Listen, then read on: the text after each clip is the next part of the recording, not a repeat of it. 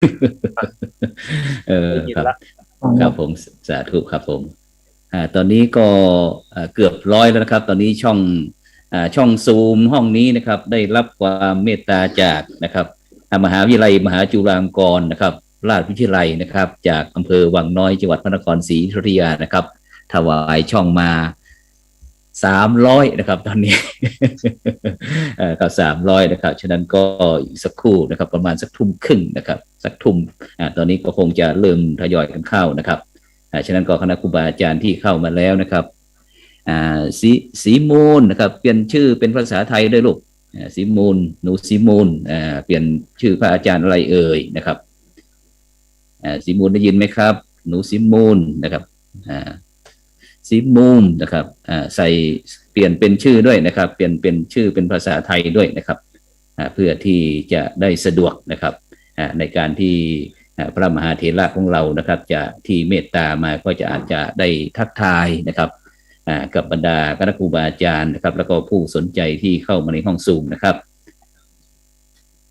นิมนต์ครับท่านอาจารย์พระครูพิวัฒนวิกรมครับเดี๋ยวขอเมตตาท่านอาจารย์ช่วยปรับกล้องเป็นแนวนอนแป๊บหนึ่งครับผมอาจารย์พระครูพิวัฒนวิกรมได้ยินไหมครับผมครับครับช่วยปรับแป๊บหนึ่งครับปรับกล้องเป็นแนวนอนแป๊บหนึ่งครับผม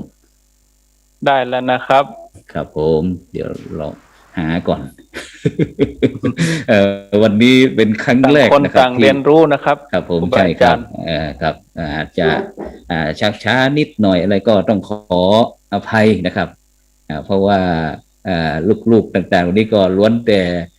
ต้องศึกษาขอนิมนต์ปรับแนวกล้องเป็นแนวนอนแป๊บหนึ่งครับอาจารย์พระครูวัฒนวิกรมครับผมช่วยปรับลองครับตอนนี้กล้องของเราเป็นโคสแนวพลโคสพลครับครับผมขอก้มนิดหน่อยจะดูป้ายหลังๆนะอ๋อวิครับผมปัสสนาและวิปัสสนากับการพัฒนาที่ยังอยู่เอาแล้วโอเคครับผมครับเออครับผมเอาละครับเมตตาครับเอาละเดชพระคุณหลวงพ่อนะครับพระเทพปริยัตินะครับบอกว่าอยากเห็นตัวหนังสือสวยจังนะใครเป็นผู้ผลิตหนอนะครับท่านคณะทีมงานครับเอกสารต่างๆคณะทีมงานจากช่องธรรมะเป็นทีมครับทีวีออนไลน์นะครับทีวีเพื่อคุณนะครับเพื่อพระนะครับเพื่อพุทธบริษัทนะครับไม่จำกัดนะครับได้ถวายอนุเคราะห์สงเคราะห์เข้ามานะครับเรียบร้อยแล้วนิมนต์ครับครับผมเรียบร้อยแล้วครับนิมนต์ครับท่านอาจารย์พระครูพิวัฒนวิกรมครับผมนิมนต์ครับครับนั่งสผบายสมบายกับนมัสการครูบาอาจารย์อีกรอบหนึ่งครับ ก็เทคโนโลยีสื่อใหม่นี่ผมว่าดีเหมือนอย่างที่ได้คุยกับครูบาอาจารย์ไว้ถ้าสมมติว่าเราไปเช่าห้องประชุมเนี่ยคน200-300นี่ค่าใช้จ่ายก็เยอะเหมือนกันแต่อันนี้เราใช้เทคโนโลยีให้เป็นประโยชน์แล้วก็ครูบาอาจารย์ก็เข้าถึงได้ง่ายนะครับอีกอย่างหนึ่งก็เป็นการเรียนรู้ร่วมกันผมก็ไม่ค่อยถนัดมากนะครับให้เนนมานั่งสอนครึ่งวันนะครับวันนี้เนนมาสอนเข้าถึงระบบซูมนี่ก็ถือว่าเป็นสื่อใหม่เหมือนกันนะครับก็นอกจากจะมีเพจธรรมะเป็นทีมแล้วก็คืนนี้ยังได้รับความร่วมมือจากเพจของวัดพระธาตุศรีจอมทองได้ทำการถ่ายทอดเชื่อมต่อสัญญาณไปพร้อมกันนะครับครับ104.50 เมกะเฮิรตซ์นะครับท่านอาจารย์พระครูครับครับวัดฝ่ายหินครับผมวัดฝ่ายหินเป็นครับส่วนของวิทยุนี่เป็นของวัดฝ่ายหินเป็นแม่ข่ายครับครับผมแล้วก็วิทยุชุมชนเครือข่ายเราที่8 จังหวัดภาคเหนือครับท่านอาจารย์พระครูครับมีที่ไหนบ้างครับผมก็ถ้าเป็นจังหวัดนี่ก็8 จังหวัดมีเชียงรายมีพะเยามีลำปางลำพูนแพร่น่านครับแล้วก็มีก็ครอบคลุมไปเกือบหมดนะครับเว้นจังหวัดแม่ฮ่องสอนครับผมนิมนต์ท่านอาจารย์ได้คุยเรื่องกำหนดการด้วยครับท่านอาจารย์ครับกำหนดการครับสำหรับกำหนดการตอนนี้เวลา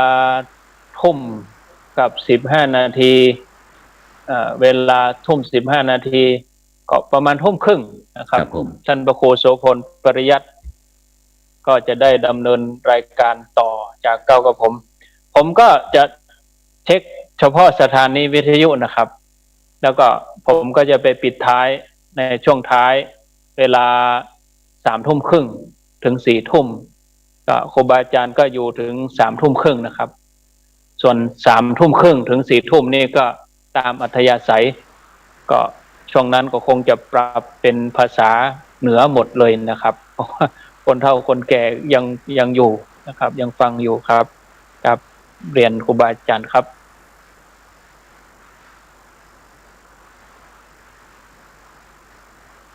ตอนนี้เราจะเปิดกี่ห้องท่านพระครูโสพลเปิดเสียงท่านพระครูไม่ได้ยินนะครับตอนนี้300ครับท่านอาจารย์พระครูครับตอนนี้เราเปิด300ห้องเดียวครับห้องเดียว300ครับตอนนี้ก็สำรองไว้อีก1ห้องของคณะสงฆ์จังหวัดเชียงใหม่อีก100ครับผมครับเพราะว่าอาจารย์พระครูครับนอกจากที่บางรูปที่ไม่ได้เข้าตรงนี้เพราะว่าช่องทางที่เราได้มีเครือข่ายของอาจารย์พระครูครับไม่ว่าจะเป็นทางFacebook นะครับ YouTube นะครับแล้วก็ช่องสตรีมญาตินะครับแล้วก็วิทยุเครือข่ายขึ้นสีขาวอีกเยอะแยะไปหมดเลยครับวันนี้อย่างวิทยุนี่ประมาณ20กว่าสถานีนะครับ20กว่าสถานีนะครับฉะนั้นมีผู้ลงทะเบียนก็200กว่านะครับตอนนี้ก็เริ่มทยอยเข้ามานะครับหรือว่าอาจจะชมติดตามทาง Facebook อะไรนะครับซึ่งเราเป้าหมายเราแรกๆก็ตั้งว่าขออนุญาตพระเดชคุณหลวงพ่อนะครับพระเทพปริยัติเจ้าคณะจังหวัดเชียงใหม่นะครับซึ่งมีช่องซูม100นะครับแล้วก็หวังว่าสัก100ก็พอนะครับแต่ก็เมตตานะครับทั้งท่านอาจารย์เจ้าคุณพระโกไสยเจติยาลักษณ์เลยบอกว่าของช่อแฮมี 1,000 นะครับพอดีก็ในช่วงนี้ก็มีเทศมหาชาติด้วยนะครับช่วงนี้มีเทศมหาชาติก็เลยเกรงใจท่านนะครับเกรงใจท่านนะครับแล้วก็พอดีท่านอาจารย์พระมหาชำนาญมหาชาโนครับท่านอาจารย์เจ้าคุณราชวิสุทธิเวทีนะครับรองเจ้าคณะภาค7นะครับจากวัดปากน้ำท่านก็บอกว่าเอาช่องที่300นี่ไปใช้เลยนะครับบอกว่าให้คณะสงฆ์ยืม เพราะว่ามันไม่ได้ใช้ครับของมหาจุฬาวังน้อยครับไม่ได้ใช้ก็เมตตาให้พวกเราใช้ครับวันนี้งานแรกเลยครับช่องละ300ครับท่านอาจารย์ครับนิมนต์ครับท่านอาจารย์พระครูครับผมครับก็ช่องที่เราเปิดตอนนี้นี่ส่วนใหญ่เป็นครูบาอาจารย์พระวิปัสสนาจารย์นะครับครับผมแต่ละรุ่นก็เดี๋ยวอีกสักครู่หนึ่งท่านอาจารย์ดวงทิพย์คงจะนำข้อมูลว่ามีโยมเท่าไหร่มีพระเท่าไหร่ที่มาลงทะเบียนแล้วก็อาจารย์พระครูโสพลปริยัติก็จะได้กล่าวรายงานถวายพระเดชพระคุณหลวงพ่อประธานคือพระเดชพระคุณพระเทพปริยัติหลวงพ่อจะได้เป็นประธานในวันนี้นะครับเดี๋ยวก็ข้อมูลก็จะขึ้นเรื่อยๆนะครับผมดูตัวเลขแล้วตอนนี้ก็106ท่าน106รูป6ท่านครับโยมเข้ามาเมื่อกี้ตั้งแต่6 โมงแล้วครับโยมนะตอนท่านพระครูโสพลทดสอบเปิดนี่ผมเห็นโยมมา5-6 คน5-6ท่านครับก็เลยบอกให้โยมว่าวันนี้ให้รับประทานอาหารแต่ค่ำแต่วันรับประทานอาหารเรียบร้อยแล้วก็เตรียมกายเตรียมใจที่จะรับฟังครูบาอาจารย์ในการมาร่วมเสวนากันในวันนี้นะครับเวลากลางคืนนี้ผมว่าก็เหมาะสมดีครับเพราะว่าภาคกลางวันนี่ครูบาอาจารย์ดูแล้วก็มีภาระเยอะนะครับแล้วดูนี่ก็ฤดูกฐินไปนั่นไปนี่มีกิจกรรมบางทีเช้าไปนั่นบ่ายไปนี่กลับเข้าวัดก็มืดค่ำเพราะว่าเวลาช่วงนี้ผมว่าเหมาะดีครับโยมเขาก็อยู่บ้านด้วยครับโยมอยู่บ้านมีโอกาสได้อยู่บ้านฟังธรรมนะครับอย่างน้อยเขาได้เห็นพระถ้าโยมบางคนที่เข้าถึง Facebook เนี่ยเขาเห็นพระเป็นร้อยนี่เขาดีใจนะครับครับสีเหลืองขึ้นจอแล้วนี่ยกมือไหว้เลยคนเท่านะครับเห็นผ้าเหลืองนี่ยกมือไหว้เลยถือว่าสมณานันจะทัศนังเนาะแต่เอาพระไปอยู่บ้านตอนนี้เหมือนเอาครูบาอาจารย์เกือบ100 รูปเนี่ยไปอยู่ที่บ้านโยมเลยนะครับแล้วก็สถานีวิทยุในเครือข่าย22 สถานีบวก1ที่เพิ่มมาตอนนี้ที่วัดศรีปันเงินนี้ผมก็คิดอย่างต่ำว่าประมาณสถานีละ100 คนครับผมแต่ผมว่ามากกว่านั้นครับครับผมโยมแต่ละพื้นที่นะครับเอาง่ายๆอย่างที่มจร.ลำปางนี่นะครับ FM 106.50เนี่ยพระเดชพระคุณพระราชธรรมลังการที่ปรึกษาเจ้าคณะภาค6หลวงพ่อฟังตั้งแต่ทุ่มแล้วนะครับแล้วก็ กับสาธุค ส รับ ถานีที่มจรลำปางนี่ก็จะถึงอำเภอเกาะคาห้างฉัดแม่ทะแล้วก็อำเภอเมืองทั้งหมดอันนี้ก็ผมว่าอำเภอละ50 คนอำเภอละ100 คนเนี่ยครับ ครับผม โยมที่ติดตามทางสถานีวิทยุนะครับ ครับผม ขออนุโมทนาในความตั้งใจของคณะทีมงานคณะทำงานนะครับ ประสานงานนำเรียนครูบาอาจารย์บ้างทางด้านเทคนิคบ้าง กว่าจะลงตัวในวันนี้ก็ใช้เวลานานพอสมควรนะครับ ครับผม กับขอบพระคุณด้วยนะครับ ครับอีก10 นาทีนะครับครูบาอาจารย์นิมนต์นะครับ รูปใดจะเช็คเสียงก็นิมนต์เลยนะครับ นิมนต์ครับ เช็คเสียงก็นิมนต์ยกมือครับผม ยกมือแล้วก็เช็ค ท่านอา เสี จาย รง ย์ท่านอาจารย์มหาดวงทิพย์ครับผมนิมนต์ได้ช่วยชี้แจงเกี่ยวกับเรื่องประกาศใบเกียรติบัตรด้วยครับอาจารย์มหาดวงทิพย์ครับ ครับผมครับก็ขอโอกาสครูบาอาจารย์นะครับ แล้วก็ขอให้ความเคารพนะครับครูบาอาจารย์แล้วก็เจริญพรญาติโยมทุกท่านนะครับ ก็เรื่องของเกียรติบัตรนะครับ ก็เอาเป็นว่าถ้าหลังจากที่ประมาณสัก3 ทุ่มนะครับ ก็จะมีลิงก์ประเมินนะครับ แบบประเมินให้กับครูบาอาจารย์ทุกรูปทุกท่านนะครับ แล้วก็ญาติโยมที่รับฟังนะครับ ส่วนที่รับฟังทางบ้านก็สามารถมีส่วนที่จะสมมุติเราต้องการที่จะรับไปเกียรติบัตรก็สามารถแจ้งชื่อสมมติว่าเราเข้าห้องซูมไม่ได้นะครับอาจารย์นะครับตอนนี้ยังได้นะอาจารย์เนาะตอนนี้มี100 กว่านะครับซึ่งยังเข้าได้อีกเยอะนะครับญาติโยมที่กำลังรับฟังอยู่ครับตอนนี้ครับ116ครับนะครับก็สามารถเข้าฟังได้ซึ่งห้องนี้เนี่ยมี300 คนครับอาจารย์เพราะฉะนั้นก็ตามลิงก์ที่ส่งไปนะครับถ้าหากโยมไม่รู้จะเข้าทางไหนก็คอมเมนต์มาในไลฟ์สดอย่างเช่นทางตอนนี้ครับอาจารย์ครับไลฟ์สดเนี่ยไปอยู่16 ช่องครับอาจารย์ครับ16 ช่องครับในออนไลน์นะครับ16 ช่องครับทั้งทำเป็นทีม IDTO ทั้งเครือข่ายของธรรมะเป็นทีมครับผมครับผมก็สามารถเข้าฟังได้ซึ่งห้องนี้เนี่ยมี300 คนครับอาจารย์เพราะฉะนั้นก็ตามลิงก์ที่ครับผมท่านอาจารย์มหาดวงทิพย์ครับแล้วก็มีหน่วยงานอะไรบ้างครับที่ช่วยสนับสนุนในการที่ทำให้โครงการนะครับส่งเสริมแล้วก็พัฒนาประสิทธิภาพประจำปี2564ของเรานะครับมีหน่วยงานองค์กรอะไรบ้างครับที่สนับสนุนครับผม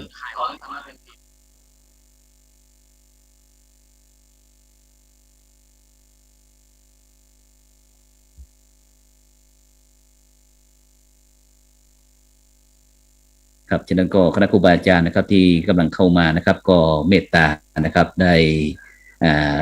เรียนรู้ร่วมกันนะครับโดยเฉพาะกฎกติกาของการเข้า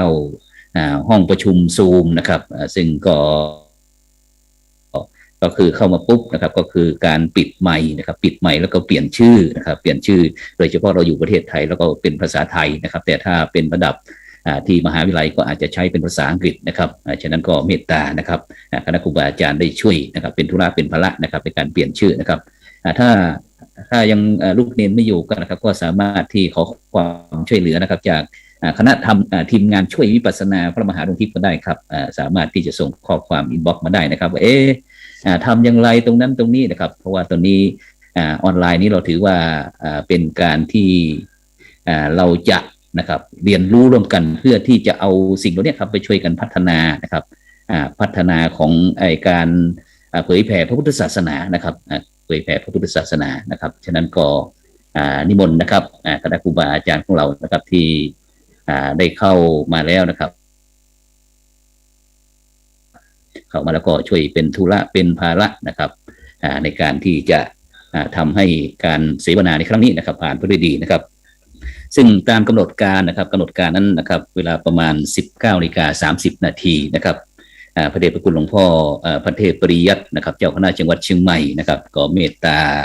จะได้นำเราท่านทั้งหลายนะครับได้กล่าวนำคำบูชาพระรัตนตรัยนะครับเสร็จเรียบร้อยแล้วก็พระครูโสพลปริยัตินะครับก็จะกล่าวถวายรายงานนะครับต่อประธานพิธีในพิธีนะครับหลังจากนั้นพระเดชพระคุณหลวงพ่อพระเทพปริยัตินะครับเจ้าคณะจังหวัดเชียงใหม่ก็จะกล่าวเปิดการเสวนานะครับพระวิปัสสนาจารย์ประจำปี2564นะครับ แล้วก็เสร็จเรียบร้อยแล้วนะครับเราก็จะมีการชมวิดีทัศน์นะครับหลวงปู่นะครับพระพรหมมงคลหลวงปู่ทองสิริมังคโลนะครับซึ่งเป็นพระอาจารย์ใหญ่นะครับของพวกเราที่ได้ทิ้งมรดกธรรมไว้นะครับซึ่งวันนี้ทางสายเอกนะครับก็หลวงปู่ก็จะมาคุยให้พวกเราฟังนะครับแล้วก็โดยเฉพาะนะครับวันนี้เป็นวันที่7นะครับพฤศจิกายนนะครับปีพุทธศักราช2564นะครับครบรอบอายุ84ปีนะครับ84พรรษานะครับของพระเดชพระคุณหลวงพ่อพระวิสุทธิวงศ์อาจารย์นะครับอดีตกรรมการมหาเถรสมาคมอดีตเจ้าคณะใหญ่คนเหนือของเรานะครับซึ่งจะสนับสนุนนะครับเกี่ยวกับการอบรมพระวิปัสสนาจารย์นะครับของคนเหนือของเราภาคเหนือของเรานะครับซึ่งในปัจจุบันนี้หลวงปู่ก็พระเดชพระคุณหลวงพ่อนั้นก็ได้มรณภาพนะครับได้ตั้งศพบำเพ็ญกุศลไว้ที่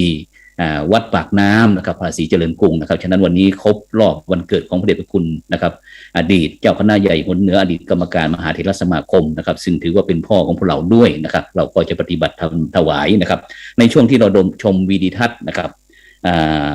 ของทางสายเอกนะครับแล้วก็จะเป็นโอวาทนะครับ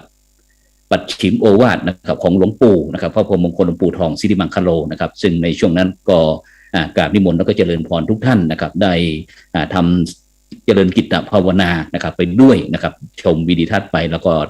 ทำจิตภาวนาไปด้วยนะครับถวายนะครับพระเดชพระคุณหลวงปู่นะครับพระพรหมมงคลหลวงปู่ทองสิริมังคโลนะครับแล้วก็พระเดชพระคุณหลวงพ่อพระวิสุทธิวงศาจารย์นะครับอดีตกรรมการมหาเถรสมาคม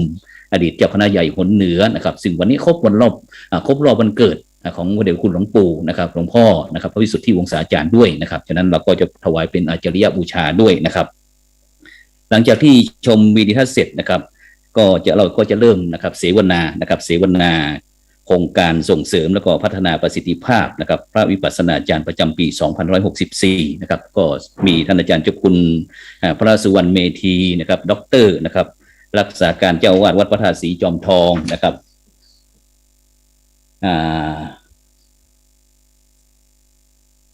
ครับซึ่งในการที่พระเดชพระคุณนะครับ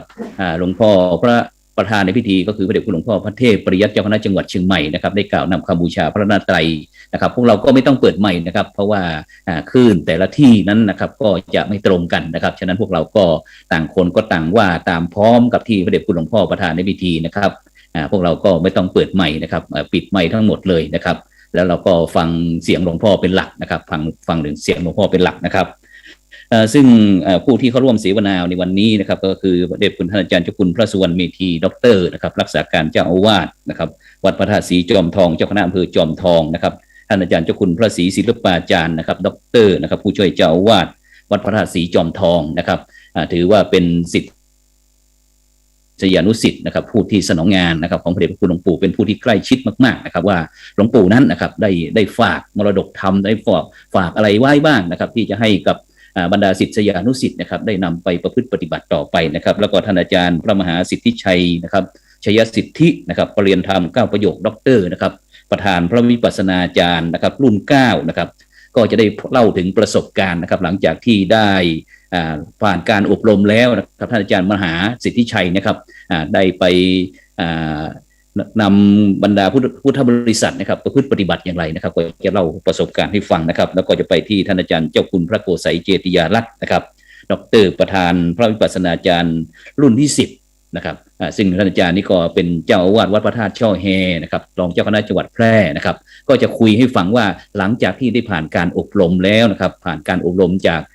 มอบมรดกธรรมจากหลวงปู่แล้วเนี่ยท่านอาจารย์เจ้าคุณท่านไปบริหารจัดการอย่างไรนะครับซึ่งเราก็จะฟังจากปากท่านนะครับนอกจากนั้นก็จะเป็นท่านหลังจากนั้นก็จะเป็นพระอาจารย์เจ้าคุณพระภาวนาธรรมาภิรัตน์นะครับวิปัสสนาจารย์พระอาจารย์วิปัสสนาจารย์หนเหนือถือว่าเป็นศิษย์เอกนะครับของหลวงปู่นะครับผู้ที่มีใกล้ชิดนะครับที่มีการประพฤติปฏิบัตินะครับในทางที่ได้รับมรดกธรรมจากหลวงปู่นะครับซึ่งท่านอาจารย์ได้รับอย่างไรมาบ้างนะครับก็จะคุยประสบการณ์ให้ฟังนะครับหลังจากนั้นก็จะเปิดโอกาสให้กับผู้เข้าร่วมเสวนานะครับได้สอบถามนะครับเกี่ยวกับท่านอาจารย์แขกผู้ร่วมรายการนะครับทั้ง5ท่านนะครับอยากจะทราบเรื่องอะไรนะครับเสร็จแล้วเราก็จะถามตอบนะครับหลังจากนั้นนะครับเวลาประมาณ 20:30 นาทีนะครับก็จะ เปิดโอกาสให้ผู้เข้าร่วมเสวนาแสดงนานาความคิดนะครับดำเนินรายการโดยท่านอาจารย์พระครูภาวนาเจติยานุกิจนะครับผู้ช่วยเจ้าวาดวัดพระธาตุช่อแฮนะครับว่าหลังจากที่เราได้ฟังนะครับคณะครูบาอาจารย์นะครับได้แสดงแล้วเราจะเสริมเติมเต็มอย่างไรนะครับต่อยอดอย่างไรว่าต่อไปในปีต่อไปเราจะทำอย่างนั้นอย่างนี้นะครับเพื่อที่นะครับพระวิปัสสนาจารย์ของเราเนี่ยครับจะได้มาพบปะแลกเปลี่ยนความคิดเห็นกันนะครับแล้วก็หลังจากนั้นก็จะเป็นการแสดงนานาความคิดนะครับซึ่งหลังจากนั้นนะครับหลังจากที่แสดงนานาความคิดโครงการอะไรต่างๆแล้วนะครับก็จะพระเดชคุณหลวงพ่อนะครับพระเทพปริยัติเจ้าคณะจังหวัดเชียงใหม่นั้นก็จะกล่าวสรุปนะครับอนุโมทนาขอบคุณนะครับทั้ง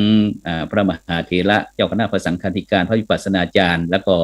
ผู้ที่มีความสนใจนะครับที่เข้ามาร่วมห้องซูมนะครับตอนนี้144ท่านนะครับเข้ามาแล้วนะครับหลังจากที่พระเดชคุณหลวงพ่อกล่าวอนุโมทนาเสร็จนะครับก็จะกล่าวนำคำบูชาพระรัตนตรัยก็เป็นเสร็จพิธีนะครับแต่เหลืออีกครึ่งชั่วโมงนะครับก็จะได้ถวายนะครับการแสดงนานาความคิดนะครับจากเครือข่ายวิทยุคลื่นสีขาวนะครับซึ่งก็จะดำเนินรายการโดยท่านอาจารย์พระครูอภิวัฒนวิกรมนะครับท่านอาจารย์บรรยงนะครับซึ่งเครือข่ายวิทยุคลื่นสีขาวก็คือไม่หลงไม่ลืมของเก่านะแล้วก็ไม่เมาของใหม่อย่างที่ท่านอาจารย์พระครูพิวัฒนวิกรมได้พูดเมื่อกี้นะครับฉะนั้นก็นำเรียนนะครับให้คณะครูบาอาจารย์ได้รับทราบนะครับซึ่งท่านใดที่ต้องการที่จะแสดงความคิดเห็นก็เตรียมไว้นะครับเตรียมหัวข้อไว้นะครับว่าอยากจะถามอะไรนะครับถามตอบกับวิปัสสนาจารย์รูปไหนนะครับหรือว่ามีปัญหาในด้านองค์ธรรมนะครับก็มีท่านอาจารย์เจ้าคุณพระภาวนาธรรมภิรัตน์นะครับเป็นผู้ติดต่อนะครับส่วนในการบริหารจัดการก็ท่านอาจารย์เจ้าคุณพระโกษัยเจติยาลักษณ์นะครับหรือว่าด้านการประสบการณ์นะครับอยากจะนี่ประสบการณ์ในการนำวิปัสสนากรรมฐานเนี่ยลงสู่กับชุมชนสังคมหรือว่าสถานศึกษาต่างก็สอบถามท่านอาจารย์พระมหาสิทธิชัยนะครับหรือว่าอยากจะถามท่านอาจารย์เจ้าคุณศรีศิลปาจารย์ก็ได้นะครับว่าหลวงปู่กระซิบบอกว่ายังไงบ้างนะครับโดยเฉพาะที่เราไปประพฤติปฏิบัติธรรมที่พระธาตุสีจอมทองเราจะสังเกตนะครับทุกครั้งนะครับหลวงปู่ก็จะถวายรองเท้านะครับให้กับพระวิปัสสนาจารย์ของเราทุกรูปนะครับนอกจากนั้นกระทั่งอุบาสกอุบาสิกาเข้ามาถวายภัตตาหารบ้างน้ำปานะบ้างนะครับก็ได้รับรองเท้าไปด้วยนะครับแล้วก็ส่วนอาจารย์เจ้าคุณพระสุวรรณเมธีด็อกเตอร์นะครับรักษาการเจ้าวาดวัดพระธาตุสีจอมทองนี่ก็แน่นอนนะครับว่าหลังจากที่พระเดชคุณหลวงปู่ได้สรีระร่างกายไปแล้วเนี่ยเจ้าอาวาสองค์เดิมจะทำยังไงต่อนะครับจะสืบต่อไหมหรือว่าจะพักแล้วนะครับเราก็สอบถามได้นะครับนี่เป็นเพียงเบื้องต้นนะครับที่เราจะคุยกันนะครับเพื่อที่จะระดมความคิดว่าเราวิปัสสนาจารย์ของเราเนี่ยจะไปต่อกันอย่างไรนะครับซึ่งก็มีเรื่องอยู่แล้วครับโดยเฉพาะท่านอาจารย์เจ้าคุณพระศรีศิลปาจารย์ถือว่าเป็นลูกศิษย์ที่มีความใกล้ชิดหลวงปู่แน่นอนครับตรงนี้นะครับเดี๋ยวเราค่อยพบกันนะครับฉะนั้นก็นิมนต์นะครับเวลาแจ้งอีกทีนะครับในขณะที่ประธานในพิธีก็คือพระเดชคุณหลวงพ่อพระเทพปริยัตินะครับเจ้าคณะจังหวัดเชียงใหม่นะครับได้กล่าวนำคำบูชาพระรัตนตรัยนะครับสมาชิกกลุ่มไลน์ของเรานะครับทั้ง150กว่านี้นะครับก็นิมนต์ปิดใหม่ด้วยนะครับนิมนต์ปิดใหม่นะครับไม่ต้องเปิดใหม่นะครับใหม่นี้เราจะเปิดก็ต่อเมื่อที่เราได้รับอนุญาตให้เปิดแล้วก็จะคุยนะครับถึงจะเปิดได้นะครับฉะนั้นก็ไม่ต้องเปิดนะครับเพราะว่าการลิงก์สัญญาณออนไลน์นะครับมันจะไม่เสมอกันนะครับ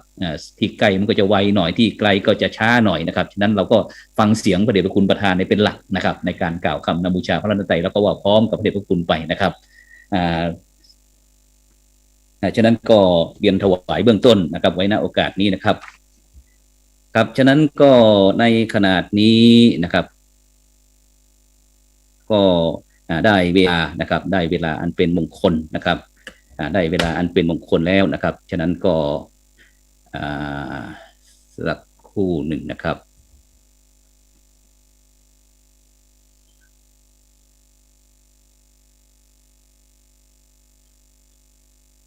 ครับนมัสการครับพระเดชพระคุณหลวงพ่อพระเทพปริยัตินะครับเจ้าคณะจังหวัดเชียงใหม่นะครับประธานในห้องประชุมซูมนะครับคณะสงฆ์จังหวัดเชียงใหม่ของเรานะครับที่จะเป็นมาในงานเสวนาโครงการส่งเสริมนะครับพัฒนาประสิทธิภาพนะครับพระวิปัสสนาจารย์ประจำปี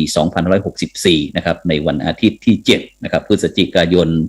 พุทธศักราช2564นะครับเวลาตั้งแต่ 19:30 นาทีเป็นต้นไปนะครับจนถึงเวลาประมาณ 21:30 นาทีนะครับณห้องประชุมซูมนะครับออนไลน์คณะสงฆ์จังหวัดเชียงใหม่นะครับพระเดชพระคุณหลวงพ่อประธานในพิธีได้ยินเสียงพระครูโสพลไหมครับได้ยินชัดเจนนะครับฉะนั้นก็ขออนุญาตนะครับได้นำเข้าสู่กำหนดการเลยนะครับ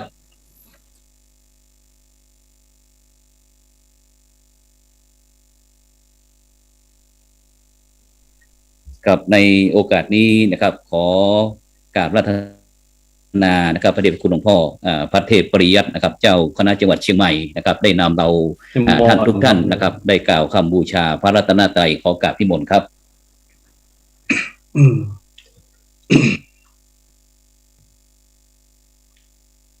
นิมนต์ว่าตามพร้อมๆกันด้วยเลยนะครับอะระหังสัมมาสัมพุทโธภควา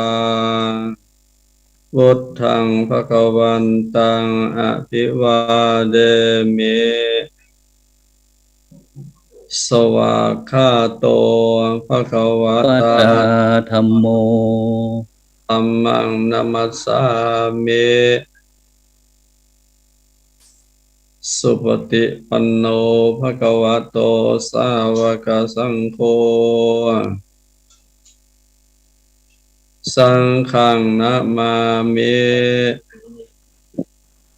อันนมยังพุทธัสสะภควโตบุพพาคณมกรังกโรมะเสนะโมตัสสะภควโต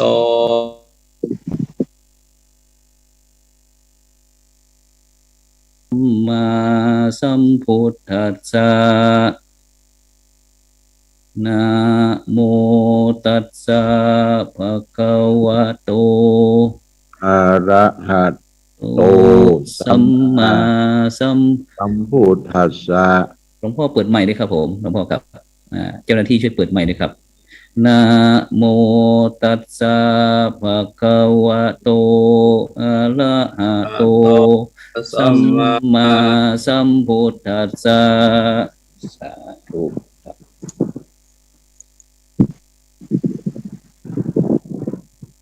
ขอถวายความเคารพพระเดชพระคุณหลวงพ่อพระเทพปริยัติเจ้าคณะจังหวัดเชียงใหม่ที่เคารพอย่างสูงก้าวกระผมพระครูโสพลปริยัติในนามคณะทำงานเสวนาโครงการส่งเสริมและพัฒนาประสิทธิภาพพระวิปัสสนาจารย์ขอ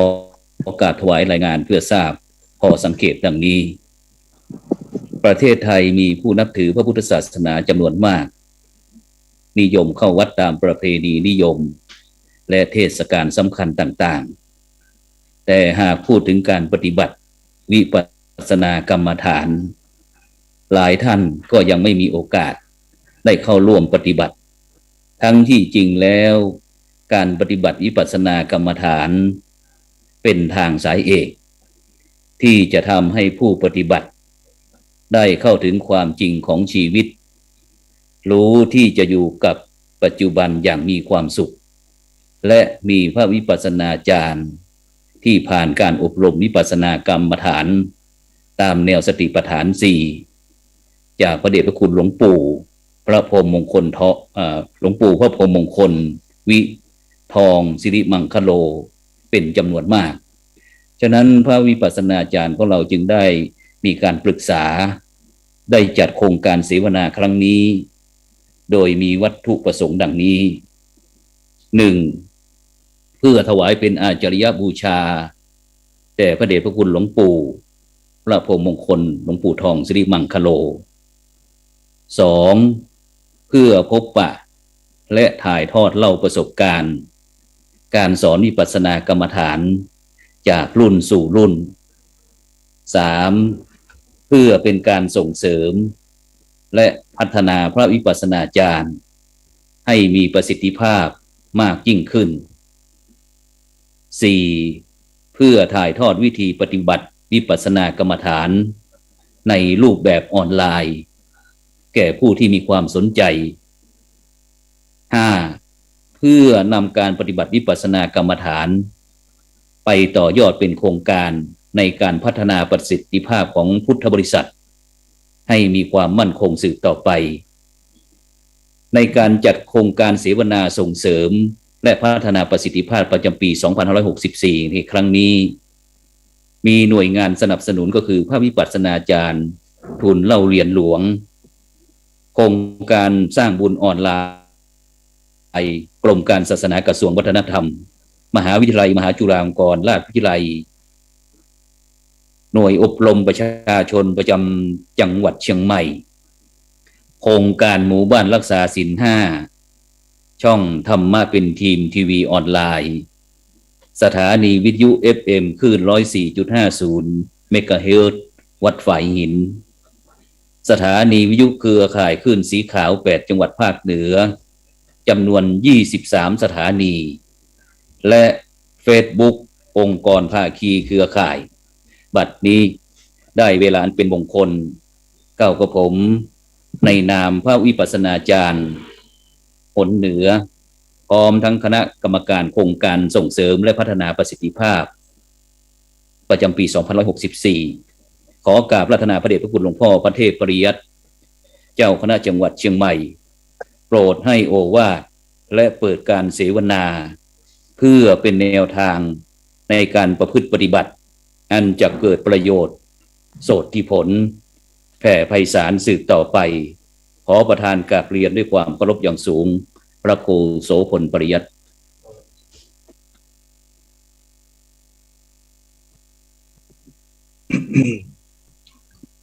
ครับขอเรียนท่านครูบาอาจารย์พระวิปัสสนาทุกท่านเจริญพรญาติโยมผู้รับฟังและรับชมทุกท่านวันนี้ทางชมรมพระวิปัสสนาเด็กพระครูบาอาจารย์ที่ได้รับการอบรมจากพระเดชพระคุณหลวงปู่พระพรหมมงคลหรือหลวงปู่ทองของเราซึ่งเป็นพระอาจารย์วิปัสสนาจารย์ในภาคเหนือและประเทศไทย ที่มีลูกศิษย์ลูกหาและศรัทธาญาติโยมเข้าไปปฏิบัติกันเป็นจำนวนมากในตลอดชีวิตของพระเดชพระคุณหลวงปู่เพราะนั้นวันนี้ท่านทั้งหลายมีการประชุมทางออนไลน์ทางซูมซึ่งเป็นไปตามเทคโนโลยีปัจจุบันก็ประหยัดดีต่างคนต่างอยู่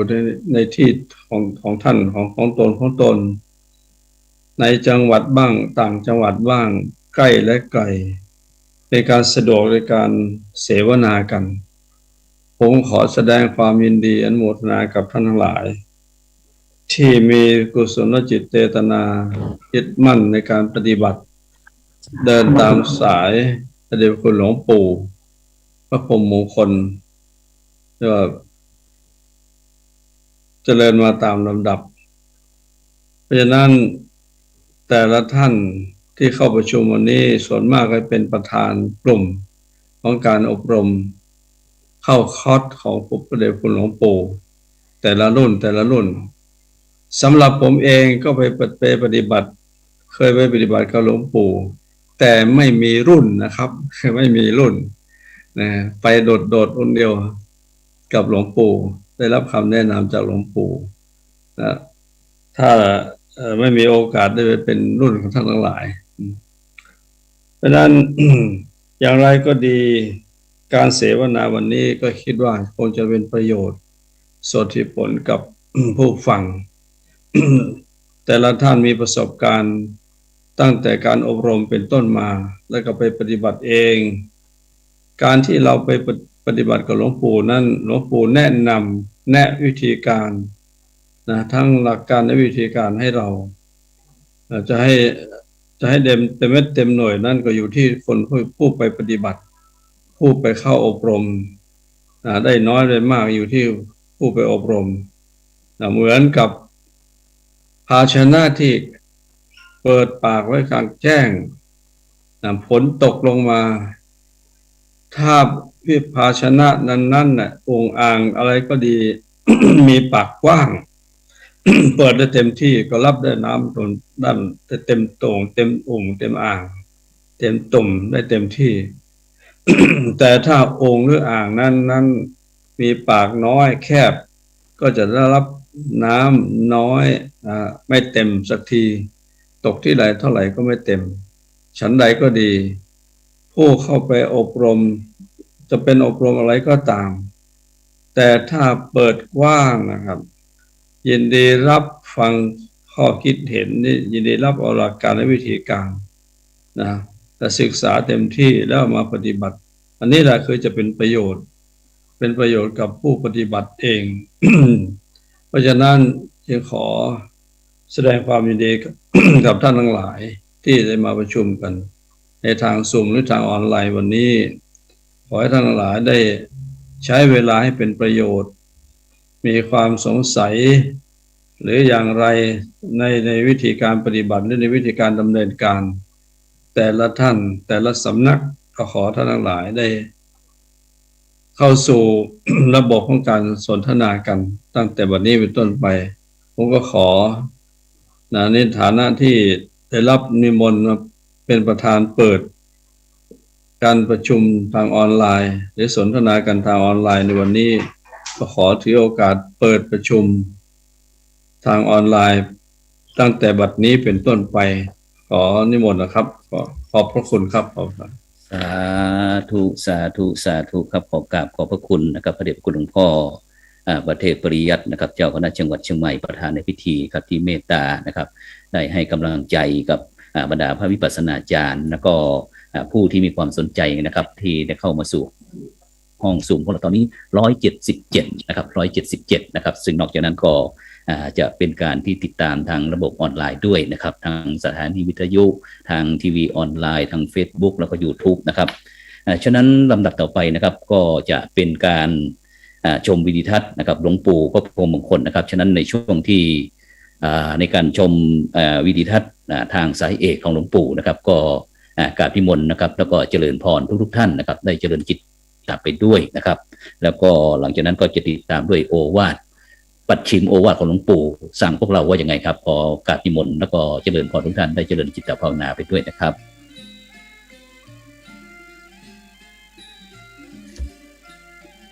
ใช่ครับ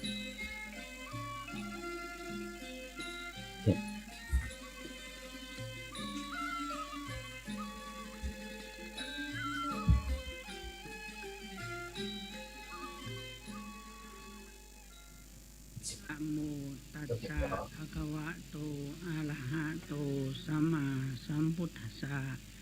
นะโมตัสสะภะคะวะโตอะระหะโตสัมมาสัมพุทธัสสะนะโมตัสสะภะคะวะโตอะระหะโตสัมมาสัมพุทธัสสะเอกัญญโนอายังภิกขเวมะโคสัตตานังวิสุทธิยาเสียงบอกโสกะปริเทวนังสมันติกามายะ เสียงไม่ดังครับพระอาจารย์ครับ โอมนัสสานังอัฏฐังขมายะ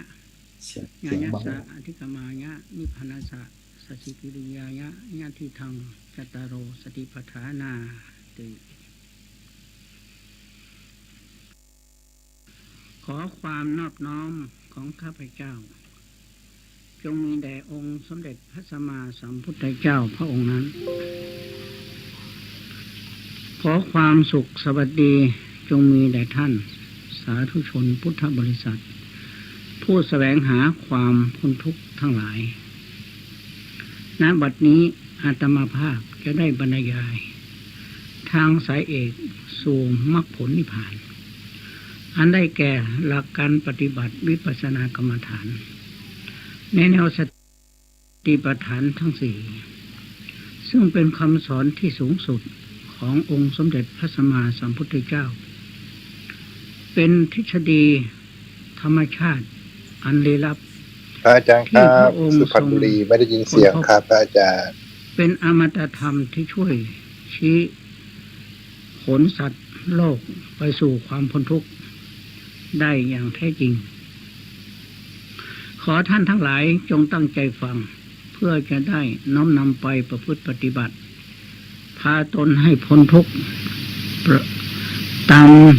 สมควรแก่วาสนาบารมีของตนโลกเราทุกวันนี้ยังมีความ เล่าร้อนวุ่นวายสับสนยังหนีสิ่งชั่วซึ่งมีมาแต่ตั้งเดิมไปไม่พ้นการดูถูกดูหมิ่นการอิจฉาริษยาการเบียดเบียนกันการทรยศหักหลังการเอารัดเอาเปรียบการโคดโกงกันการทะเลาะวิวาทตลอดจนการลบราฆ่าฟันกันยังคงมีอยู่ในหมู่มนุษย์ทั่วไปความชั่วทั้งหลายเหล่านี้ธรรมชาติไม่ได้ก่อขึ้นเลยแต่มนุษย์นั่นเองเป็นผู้ก่อบรรดาศาสดาของลัทธิและศาสนาต่าง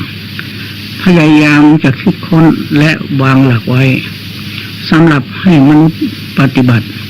เพื่อสร้างความสันติสุขให้แก่โลกโดยให้มนุษย์ทำแต่ความดีและให้ละความชั่วสมเด็จพระสัมมาสัมพุทธเจ้าผู้เป็นศาสดาของพระพุทธศาสนาก็ทรงกระทำเช่นนั้นเหมือนกันแต่นอกจากจะทรงสอนให้มนุษย์ทำแต่ความดีละความชั่วแล้วพระองค์ยังทรงสอนให้มนุษย์ชำระจิตให้บริสุทธิ์อีกด้วยยังปรากฏในคำสอนของพระองค์ที่เรียกว่าโอวาทปฏิโมกข์คือสัพพะปัจจะอาการนังการไม่ทำบาปทั้งปวงกุลสูปสัมปทาการทำกุศลให้ถึงพร้อมสัจจิตะปริโยทปนังการทำจิตให้ผ่องแผ้ววิธีชำระจิตให้บริสุทธิ์ผ่องแผ้วนี้ไม่มีในคำสอนของศาสดาใดๆในโลกมีแต่เฉพาะในพระพุทธศาสนาเท่านั้นเพราะพระองค์ทรงเห็นว่าการที่จะไม่ให้มนุษย์ทำชั่วได้อย่างแท้จริงนั้นจะต้องให้มนุษย์ชำระจิตให้บริสุทธิ์ปราศจากกิเลสเสียก่อนเมื่อจิตบริสุทธิ์แล้วมนุษย์ก็จะไม่ทำความชั่วจะทำแต่ความดีเพราะมูลเหตุที่จะให้ทำความชั่วคือกิเลสได้หมดไปเสียแล้วการชำระจิตให้บริสุทธิ์ตามวิธีปฏิบัติที่องค์สมเด็จพระสัมมาสัมพุทธเจ้าได้ทรงวางไว้เรียกว่ากรรมฐานและหลักปฏิบัติกรรมฐานที่สมบูรณ์ที่สุดที่ปรากฏอยู่ในคัมภีร์มหาสติปัฏฐานสูตรคือการปฏิบัติวิปัสสนากรรมฐานในแนวสติปัฏฐานทั้งสี่ทฤษฎีนี้พระสัมมาสัมพุทธเจ้าทรงตรัสว่าเป็นหนทางเดียวที่ทำให้จิตบริสุทธิ์หมดจดทำให้พ้นจากทุกข์และบรรลุมรรคผลนิพพาน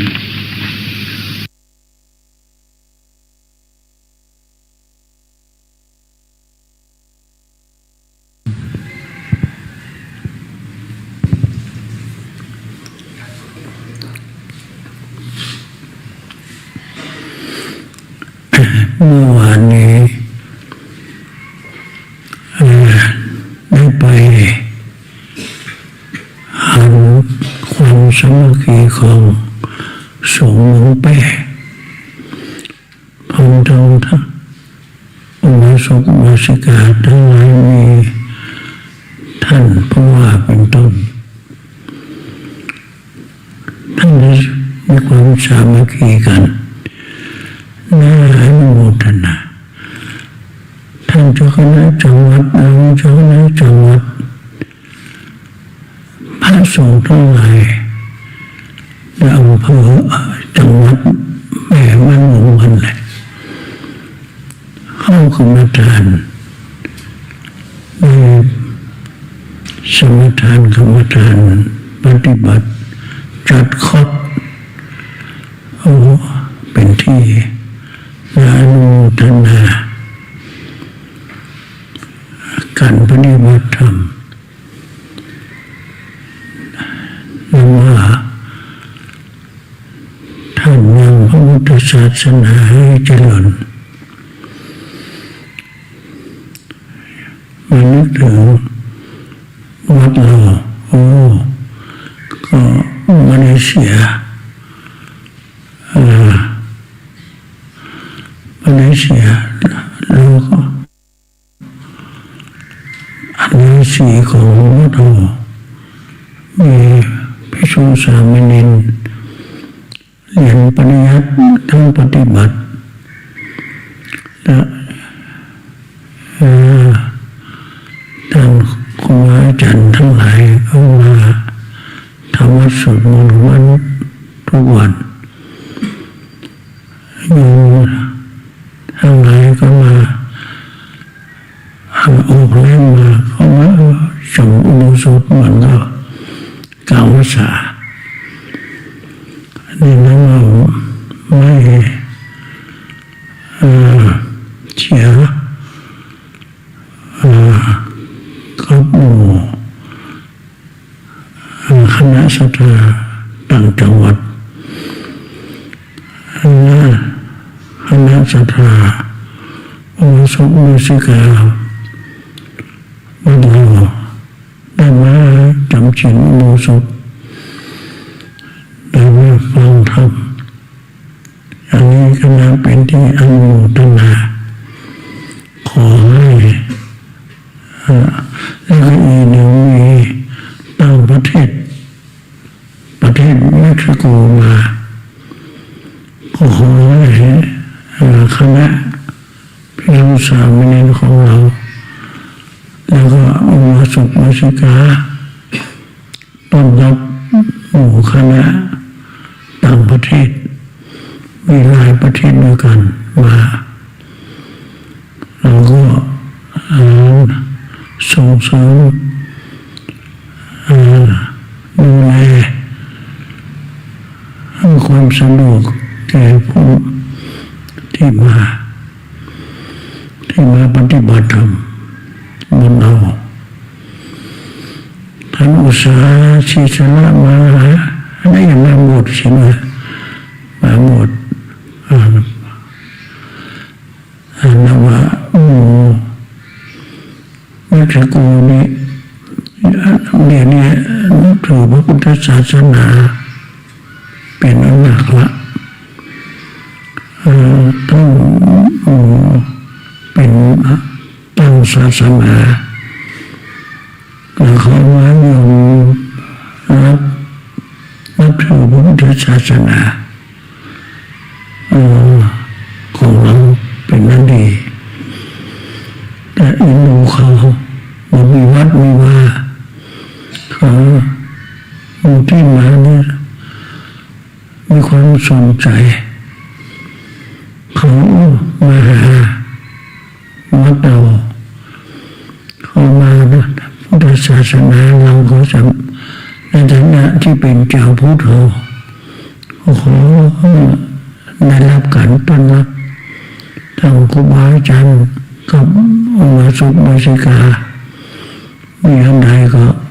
มีการแนะนำมาต่างๆในการที่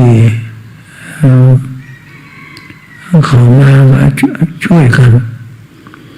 แนะนำการปฏิบัติ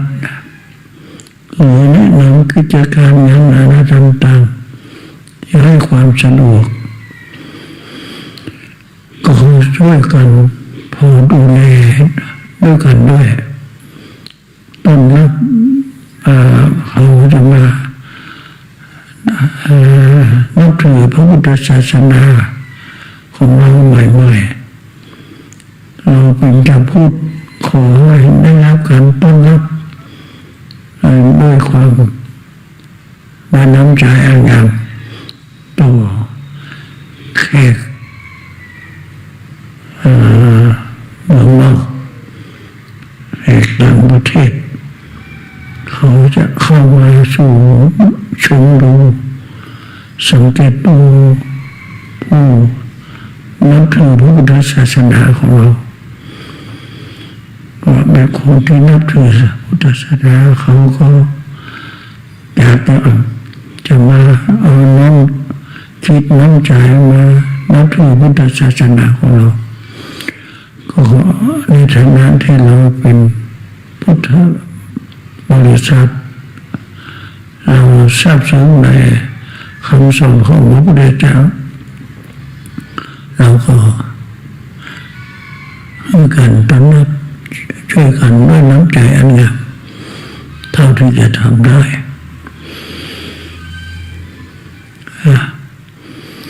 การปฏิบัติธรรมนั้นเขามีความปริยัติสัจธรรมปฏิบัติสัจธรรมปฏิเวทสัจธรรมถ้าหากว่าเราปฏิบัติเนี่ยส่วนปริยัติการคนเป็นการเจริญนะปริยัติเจริญขึ้นมาเรามีผู้ศึกษาเรียนนักธรรมตรีโทเอกถึงประเด็น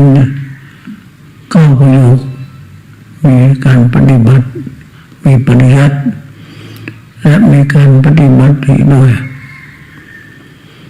อันนี้พระพุทธศาสนาของเราอยู่เจริญอย่างนี้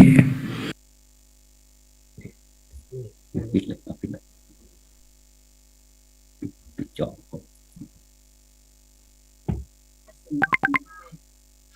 ปิดเรียกจอ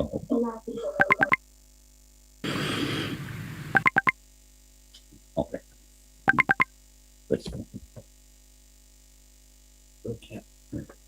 ดูปอกปักพิมพ์ครับซึ่งหลังจากที่พวกเรานะครับได้รับฟังโอวาทนะครับพระเดชคุณหลวงปู่นะครับ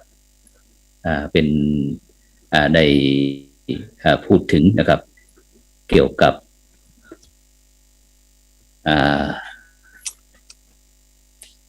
ทางสายเอกนะครับซึ่งหลวงปู่ได้คุยให้พวกเราฟังนะครับหลังจากนั้นจนถึงวันที่11นะครับวันที่10นั้นหลวงปู่ได้ไปหมู่บ้านรักษาศีล5นะครับที่วัดไร่ขิงนะครับจังหวัดนครปฐมนะครับหลวงปู่ก็ได้เดินทางโดยสายการบินไทยนะครับกลับมาที่เชียงใหม่นะครับก็พอดีมีคณะสงฆ์นะครับจังหวัดแพร่นะครับคณะสงฆ์จังหวัดแพร่นั้นก็ได้กราบรัตนานะครับเดี๋ยวคุณหลวงปู่นั้นไปขึ้นกรรมฐานนะครับซึ่งหลวงปู่ก็ได้คุยให้พวกเราฟังนะครับแล้วก็ได้พูดถึงโอวาทนะครับโอวาทต่างๆนะครับให้เราฟังนะครับฉะนั้นก็ถือว่าเป็นคำสั่งนะครับที่หลวงปู่นะครับได้สั่งให้พวกเราไว้นะครับหลวงปู่บอกว่าชีวิตของทุกคนนะครับห้ามประมาทนะครับเราไม่รู้ว่าเราจะอยู่นานแค่ไหนนะครับชีวิตของเรานะมันมินเมย์มากนะครับอุปมาเหมือนไข่ที่ตั้งอยู่บนปลายเข็มนะครับถ้าหากผิดพลาดนะครับหากผิดพลาดที่เดียวนะครับชีวิตของเราก็แตกดับไปนะครับฉะนั้นจงอย่าประมาทนะครับในวัยในอายุในความไม่มีโลกนะครับนี่คือคำสั่งของหลวงปู่นะครับฝากให้พวกเรานะครับฉะนั้นในโอกาสต่อไปนะครับก็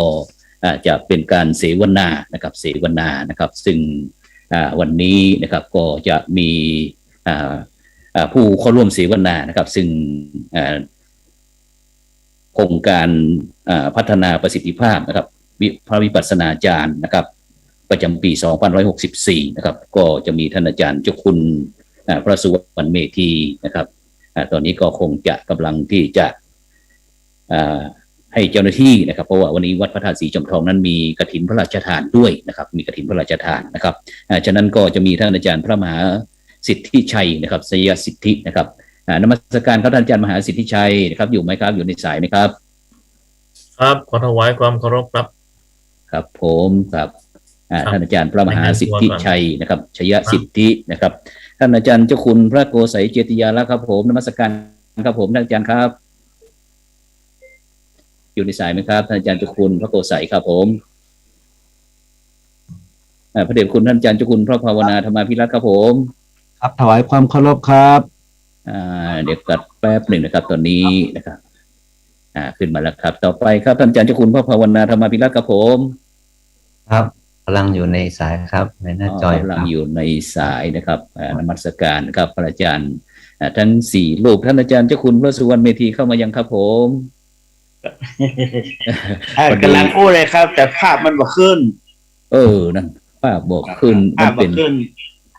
เป็นจะใด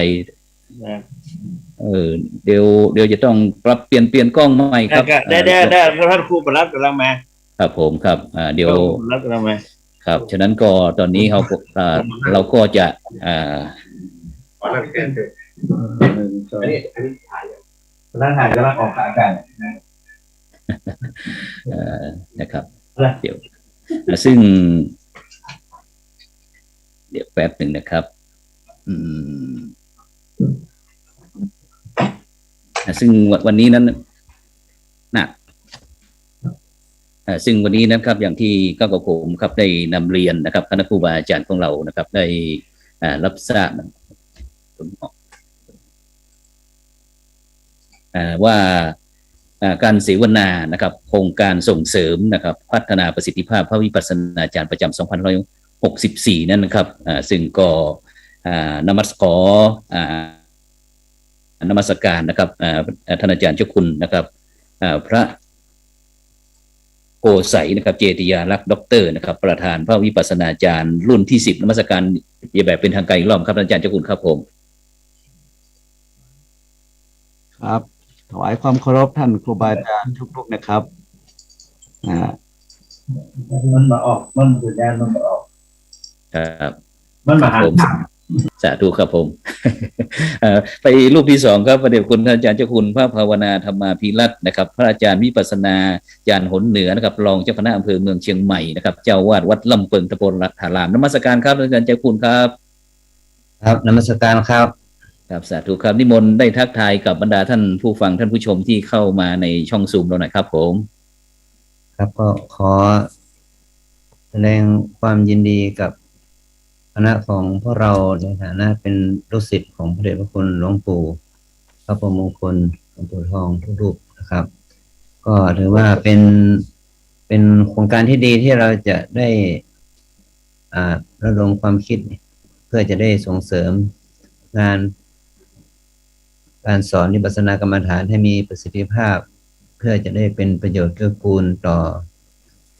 พระพุทธศาสนาโดยรวมหรือว่าเป็นประโยชน์เกื้อกูลต่อตัวเราเองตลอดถึงประโยชน์เกื้อกูลต่อวัดต่อศรัทธาญาติโยมที่เข้ามาถึงวัดเราคือที่คำถามว่า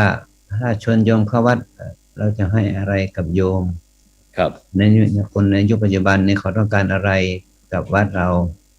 จะให้อะไรแก่เขาที่ว่าสิ่งนั้นจะต้องเป็นสิ่งที่มีประโยชน์และเป็นคุณต่อคนในยุคปัจจุบันครับผมสิ่งหนึ่งที่เราจะให้เขาได้ก็คือเรื่องของการเจริญวิปัสสนากรรมฐานในแนวสติปัฏฐาน 4ซึ่งจะเป็นประโยชน์เกื้อกูลต่อคนในยุคปัจจุบันที่กำลังเครียดกับเรื่องสารพัดอย่างแก้ไขด้วยการเจริญสตินะซึ่งครับถือว่าคงจะได้ประโยชน์เป็นประโยชน์แน่นอนกับคนทุกหมู่เหล่าทั้งพระเราแล้วก็ทั้งองค์กรของศาสนาเราตลอดถึงศรัทธาญาติโยมซึ่งจะเป็นการทำให้ศาสนาของเราเจริญรุ่งเรืองสืบต่อไปครับขอบคุณครับครับสาธุครับไปที่ท่านอาจารย์พระมหาสิทธิชัยชัยสิทธิครับนมัสการครับท่านอาจารย์มหาดร.ครับผมครับนิมนต์ได้ทักทายกับบรรดาคณะครูบาอาจารย์วิปัสสนาแล้วก็ผู้สนใจที่เขาอยู่ในห้องซูมแล้วตอนนี้186ท่านครับผมครับก่อนอื่นต้องกราบถวายความเคารพหลวงพ่อพระเทพปริยัติเจ้าคณะจังหวัดเชียงใหม่นะครับประธานได้กล่าวเปิดการเสวนาในวันนี้นะครับครับผมท่านอาจารย์เจ้าคุณพระภาวนาธรรมาวิรัตน์อาจารย์เจ้าคุณพระสุวรรณเมธีครับอาจารย์เจ้าคุณพระศรีศิลปาจารย์อาจารย์เจ้าคุณพระโกไสเจติยารักษ์ครับพระเถรานุเถระพระวิปัสสนาจารย์ตลอดจนถึงญาติโยมสาธุชนที่มีความสนใจในการเข้ามารับชมรับฟังผ่านคลื่นหรือช่องทางออนไลน์ต่างๆนะครับวันนี้ก็เป็นสิริมงคลนะเป็นความดีงามที่ครูบาอาจารย์แต่ละรูปแต่ละท่านได้ เสียสละเวลาได้มาเสวนาได้มาแลกเปลี่ยนได้มาให้แนวทางในการปฏิบัตินะครับเมื่อสักครู่นี้ก็นะตามที่ได้เห็นคลิปโอวาทหลวงปู่นี่ก็เป็นการทำให้นะความศรัทธานะครับนะฟื้นขึ้นมาอีกเยอะเลยได้เรียกว่าได้กำลังใจที่สำคัญครับผมเมื่อไรก็ตามได้เห็นการอย่างนี้การปฏิบัติหรือการพูดคุยเรื่องปฏิบัติธรรมครับผมมีครับซึ่งก็คงสายจะหลุดไปนะครับไปที่ท่านอาจารย์เจ้าคุณตกลงกันกับครับตอนนี้ครับพระเดชพระคุณนะครับทุกๆรูปนะครับตอนนี้นะครับการเสวนาเนื่องจากที่เรามีจำกัดนะครับซึ่งของเรานี่ก็จะประมาณ20 นาฬิกานะครับประมาณ20 นาฬิกาสักนิดหนึ่งนะครับประมาณ20 นาฬิกา30 นาทีก็ประมาณ50 นาทีนะครับฉะนั้นนะครับใจก้าวกับผมก็จะถามแต่ละรูปก่อนนะครับแล้วเสร็จแล้วนะครับก็จะเปิดให้สมาชิกในกลุ่มไลน์ของเรานะครับได้มีการแสดงสอบถามนะครับคณะครูบาอาจารย์เราที่เป็นองค์ร่วมเสวนาในวันนี้นะครับว่าจะสอบถามยังไงถ้าตรงไหนก็จะให้พวกเราได้นิมนต์นะครับกราบนิมนต์พระวิปัสสนาจารย์คณะครูบาอาจารย์เราผู้ร่วมเสวนานี้ได้ตอบเป็นเรื่องไปนะครับรูปละ5 นาทีก่อนนะครับ5 นาทีก่อนนะครับ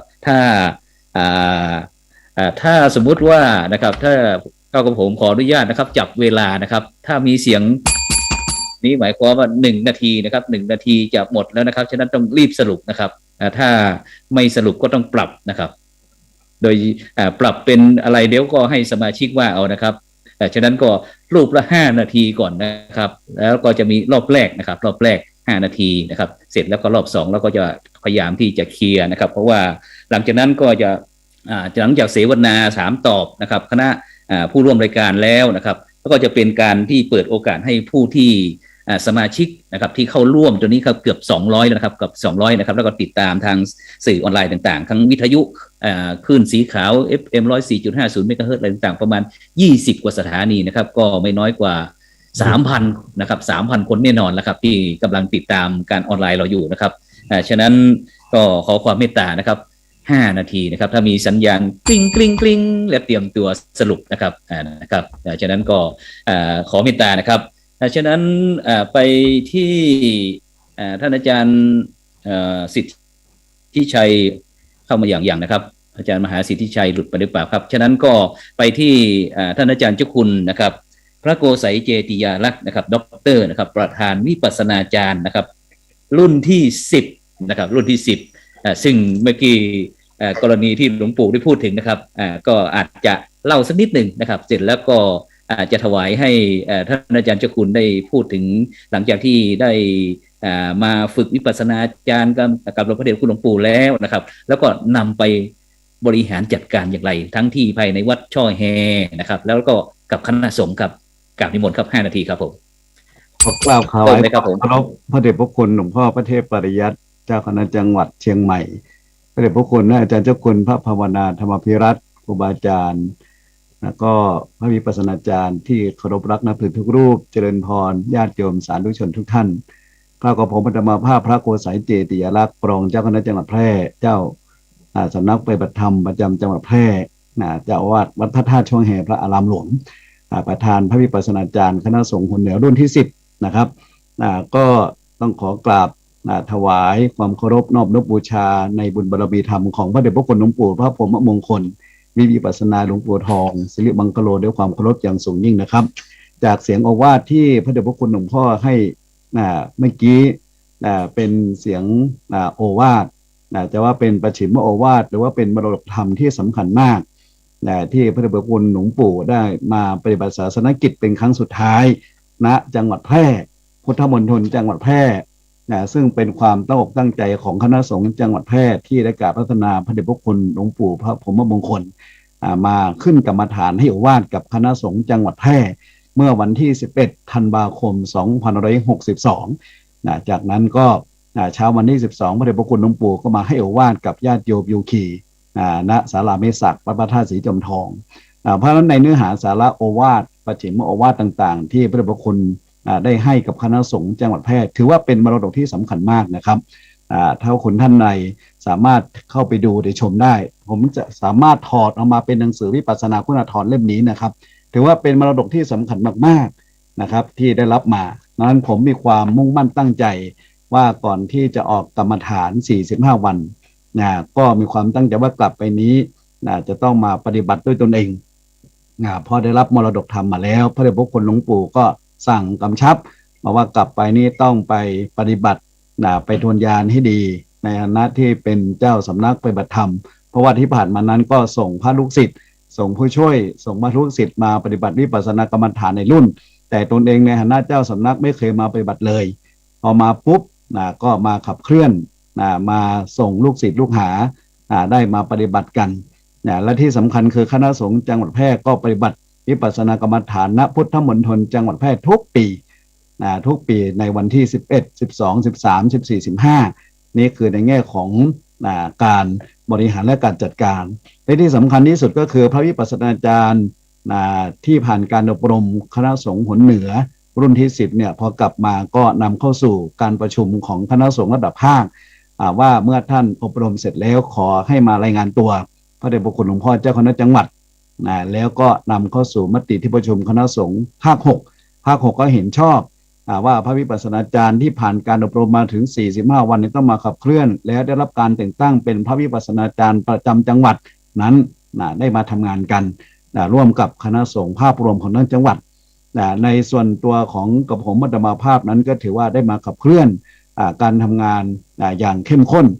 โดยเฉพาะในยุคสถานการณ์การได้รับโควิด -19 เนี่ย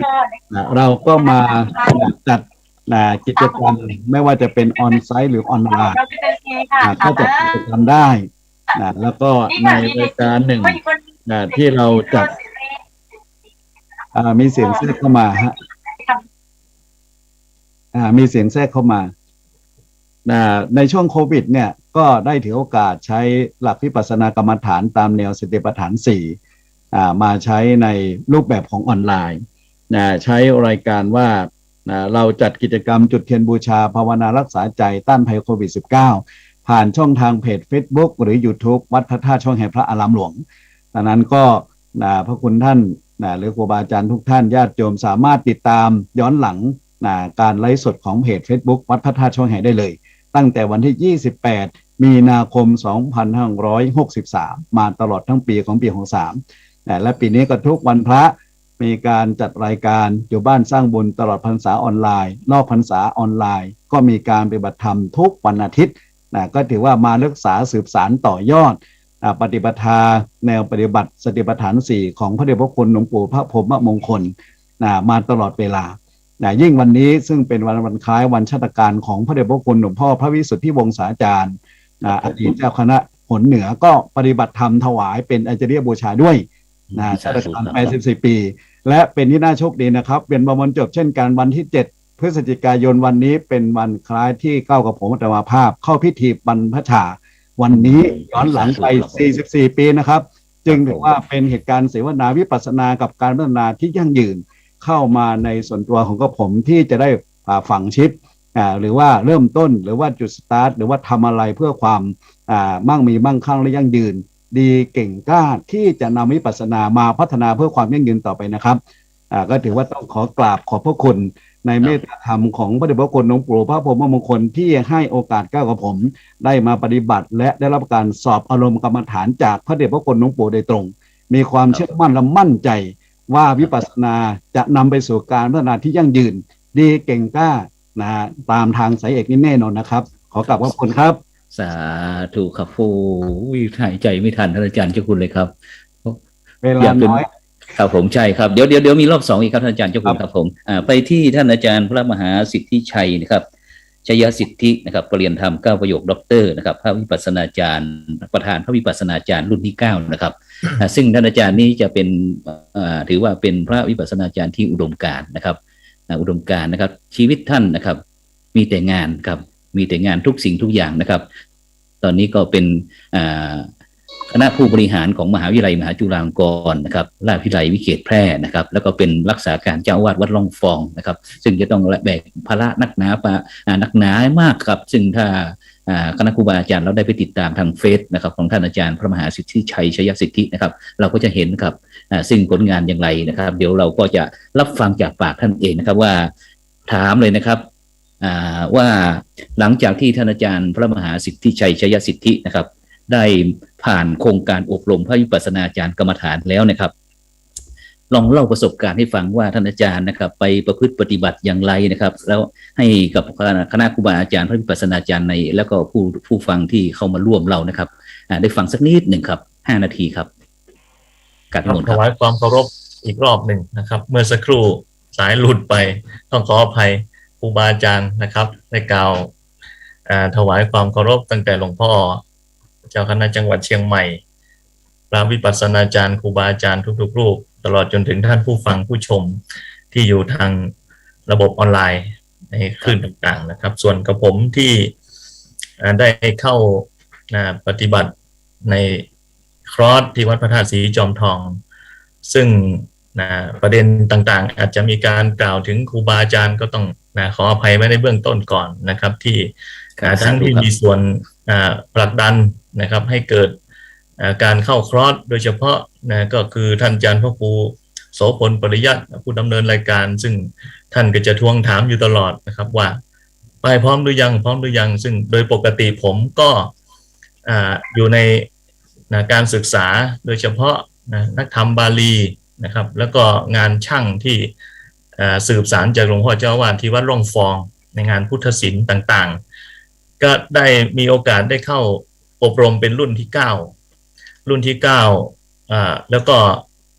ผู้ไปส่งวันนั้นก็อาจารย์พระครูภาวนาเจติยานุกิจก็พาไปกราบหลวงปู่คำแรกที่หลวงปู่พูดนะแล้วก็ยังจำได้ทุกวันนี้ก็แล้วถือได้มาปฏิบัติทุกวันนี้ก็คือหลวงปู่บอกว่าดีแล้ว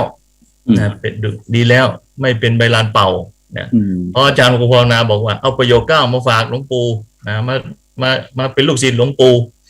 ท่านก็บอกว่าดีแล้วไม่เป็นใบลานเป่าพอถึงตรงนี้ปุ๊บเนี่ยคำนี้ครับเป็นคำที่เตือนผมมาตั้งแต่วันแรกที่ปฏิบัติที่วัดพระธาตุศรีจอมทองจนถึงทุกวันนี้ว่าจะต้องทำทุกวันแล้วทำให้อยู่เป็นปัจจุบันไม่ว่าจะเหตุอะไรเกิดขึ้นมาทางกระทบทางไหนก็แล้วแต่ก็เอาธรรมะมาปฏิบัติก็คือให้อยู่กับปัจจุบันให้ทันทีนี้มาถึงการที่ได้มาปฏิบัติในส่วนที่ในงานปัจจุบันนะครับส่วนหนึ่งก็อยู่ในวิทยาเขตแพร่มจร.แพร่นี่นะครับแล้วก็อีกส่วนหนึ่งก็คือดูแลงานของโรงเรียนพระปริยัติธรรมของวัดร่องฟองแล้วก็เรื่องของการอบรมพระจริยนิเทศของจังหวัดแพร่ที่ออกอบรมศรัทธาประชาชนแต่ช่วง2 ปีหลังมานี้ก็เพลาหน่อยนะครับก็อาศัยการนำปฏิบัติทางออนไลน์นะครับแล้วก็เรื่องของศาสนพิธีที่เกี่ยวกับญาติโยมสาธุชนในท้องที่ที่มาทำบุญโดยเฉพาะนะครับวันพระเนี่ยก็ใช้การฝึกปฏิบัตินำมาสอดแทรกโดยเฉพาะนะครับขอกลับไปที่การศึกษาในมจร.ก็มีการปฏิบัติซึ่งเป็นหลักอยู่แล้วที่ผมตั้งแต่เรียนปริญญาตรีของมจร.ตั้งแต่ปีพ.ศ. 2544มาก็ได้คุ้นชินกับคำว่าสติปัฏฐาน 4มาอย่างดีแล้วตั้งแต่หลวงพ่อเจ้าคุณพระโกษัยเจติยาลักษณ์ก็เป็นอาจารย์สอนมาก็สอนตั้งแต่กราบสติปัฏฐานมานะครับแต่นั้นก็คือสอนตามหลักสูตรของมจร.แล้วก็มีคอร์สปฏิบัติ10 วันขึ้นไปตามลำดับปริญญาโทปริญญาเอกไปตามลำดับแต่ว่าก็ไม่ได้เจาะลึกอะไรเท่าไหร่นักนะครับแต่พอมาเรื่องของมาปฏิบัติอย่างเนี้ยที่45 วันนี้ค่อนข้างที่จะเข้มงวดเข้มข้นนะครับแล้วก็ได้สัมผัสอะไรที่แปลกๆใหม่ๆซึ่งบางครั้งเนี่ยหลายท่านบอกว่าเรียนบาลียิ่งประโยคสูงเนี่ยมันจะเป็น เฉลยคำตอบหรือเปล่าบางทีปฏิบัติแล้วมันก็เพราะจำได้ในวิสุทธิมรรคหรืออะไรอาจจะไปสกัดสภาวะอารมณ์ไปคิดไปก่อนหรือยังไงแต่ตอนนั้นเนี่ยความคิดของผมมีแนวคิดอย่างนั้นจริงๆนะครับแต่ว่าพอปฏิบัติแล้วมีการสอบอารมณ์เนี่ยพอมีการสอบอารมณ์ปุ๊บมันหายหมดเลยนะครับที่พอมีอาจารย์ท่านถามผู้สอบอารมณ์ท่านถามเรื่องนามเรื่องรูปซักไปซักมาหายหมดที่บอกว่าสัญญาที่เราจำในตำราที่เป็นภาคของปริยัติเนี่ยคนละอย่างหรือแม้กระทั่งคำว่าปีติหรืออะไรพระวิปัสสนาจารย์ท่านทั้งหลายเวลาก็จะเข้าใจในสภาวะตรงนี้นะครับแต่พอมาถึงการนำมาเผยแผ่หรือนำปฏิบัติเนี่ยการปฏิบัติที่วัดพระธาตุสีจอมทองนะช่วยให้การที่เสริมความมั่นใจให้เราแล้วก็ตอบข้อสงสัยของผู้ปฏิบัติโดยเฉพาะที่มักจะมีคำถามที่เรียกว่าท้าทายที่สุดก็คือประชาชนทั่วไปครับผมซึ่งเป็นกลุ่มที่ท่านประสบโดยตรงคือคำว่าทุกข์เนี่ยประสบโดยตรงแล้วก็จะถามตรงๆจนบางครั้งก็ต้องตอบในลักษณะที่คนที่ไม่ปฏิบัติแล้วก็ถามคนที่ปฏิบัติและจะตอบในแนวไหนแล้วให้แนวทางอย่างไรผมก็จะตอบสั้นๆบางทีบางครั้งผมก็จะบอกว่าก็เอาปัจจุบันอยู่กับปัจจุบันภาษาเหนือเราบอกว่าหู้คิงไว้หู้คิงหรือเราบอกมีสติเสียงดังแล้วในส่วนของปริยัติและของประถมโรงเรียนเนี่ยนั่นเป็นการที่ใช้ภาษาที่ง่ายๆนะครับในปริยัติผมจะใช้การดึงเข้าสู่สมาธิเนี่ยด้วยวิชาช่างพุทธศิลป์ด้วยวิชาเรียนพุทธศิลป์แกะพระไปสักองค์หนึ่งแต่ละเส้นเนี่ยต้องรู้หนอไปด้วยนะครับส่วนเด็กครับสาธุครับเดี๋ยวท่านอาจารย์มหาสิทธิ์ใหญ่ครับเดี๋ยวเราเอาอีกรอบหนึ่งครับตอนนี้เราไปที่อาจารย์เจ้าคุณพระสุวรรณเมธีดร.อยู่ไหมครับรักษาการเจ้าวาดวัดพระธาตุสีจอมทองครับเข้ามายังครับอยู่แล้วครับเข้าแล้วครับครับกับนิมนต์ครับตอนนี้มีเสียงไหมครับมีภาพหรือยังวัดทุกรูปครับก็ผมเองซึ่งอยู่ใกล้ชิดที่สุดก็เข้ามาอยู่ที่วัดพระธาตุสีจอมทองมาพร้อมๆกับหลวงปู่เพราะหลวงปู่มาวันที่28เดือนธันวาคมปีพุทธศักราช2534ครับผมก็เข้ามาด้วยและนอกจากนั้นก็กับผมเองไปอยู่ฝ่ายปริยัติสอนบาลีแรกเริ่มนะผมไปพูดก่อตั้งโดยกำกับหลวงปู่คอยควบคุมอยู่ให้ความอุปถัมภ์ให้ความช่วยเหลือทุกอย่างส่วนบาลีนั้นส่วนวิปัสสนาเนี่ยพอถึงพศ38ไป34พอถึง38 4 ปีหลวงปู่ก็เรียกผมไปว่าจะให้ของดีทำงานมาหลายปีจะให้ของดีครับผมก็คิดว่าผมคงจะได้พระพุทธหรือว่าพระวัตถุมงคลที่สวยๆเพราะผมมาจากกรุงเทพเลยผมมาจากวัดเทพกรบางพลัดแล้วผมก็นึกว่าเขียวไข่กาบ้างหรือว่าพระผงเกี่ยวกับพระหลอดพระคงพระเปิมอะไรของทางเหนือเนี่ยก็ไปผมก็ผมดองของรัฐอะไรเรียบร้อยไปกราบอาบน้ำอาบท่าทรงน้ำทรงท่าได้เรียบร้อยก็ไปกราบหลวงพ่อครับตอนนี้ผมว่างทุกอย่างเลยพร้อมที่จะมารับของดีจากหลวงปู่ท่านว่าดีละเข้ากรรมฐานให้เข้ากรรมฐานวิปัสสนากรรมฐานก็ท่านมหาเป็นคนมีความรู้ไม่ต้องเอาหลายวันละไม่ต้อง21 วันเอา15 วันก็พอผมก็เข้าสาธุครับพอเข้ากรรมฐานจริงๆเราก็ในฐานะที่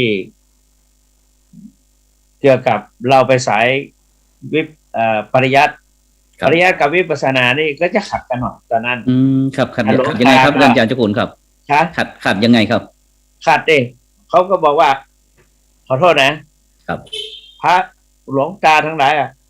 ไอ้ปริยัติพระเนรผมมันสอนครับผม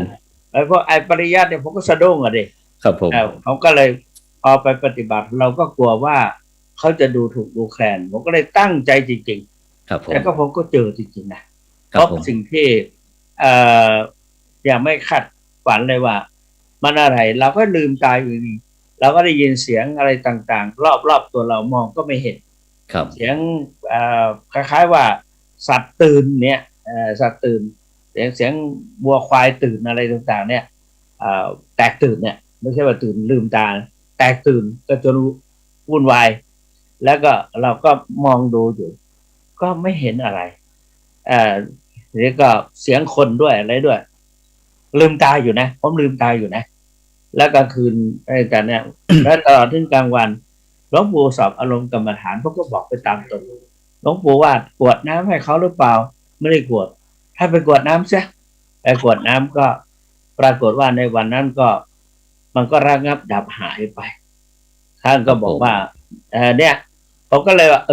การปฏิบัติวิปัสสนากรรมฐานตั้งแต่นั้นเป็นต้นมา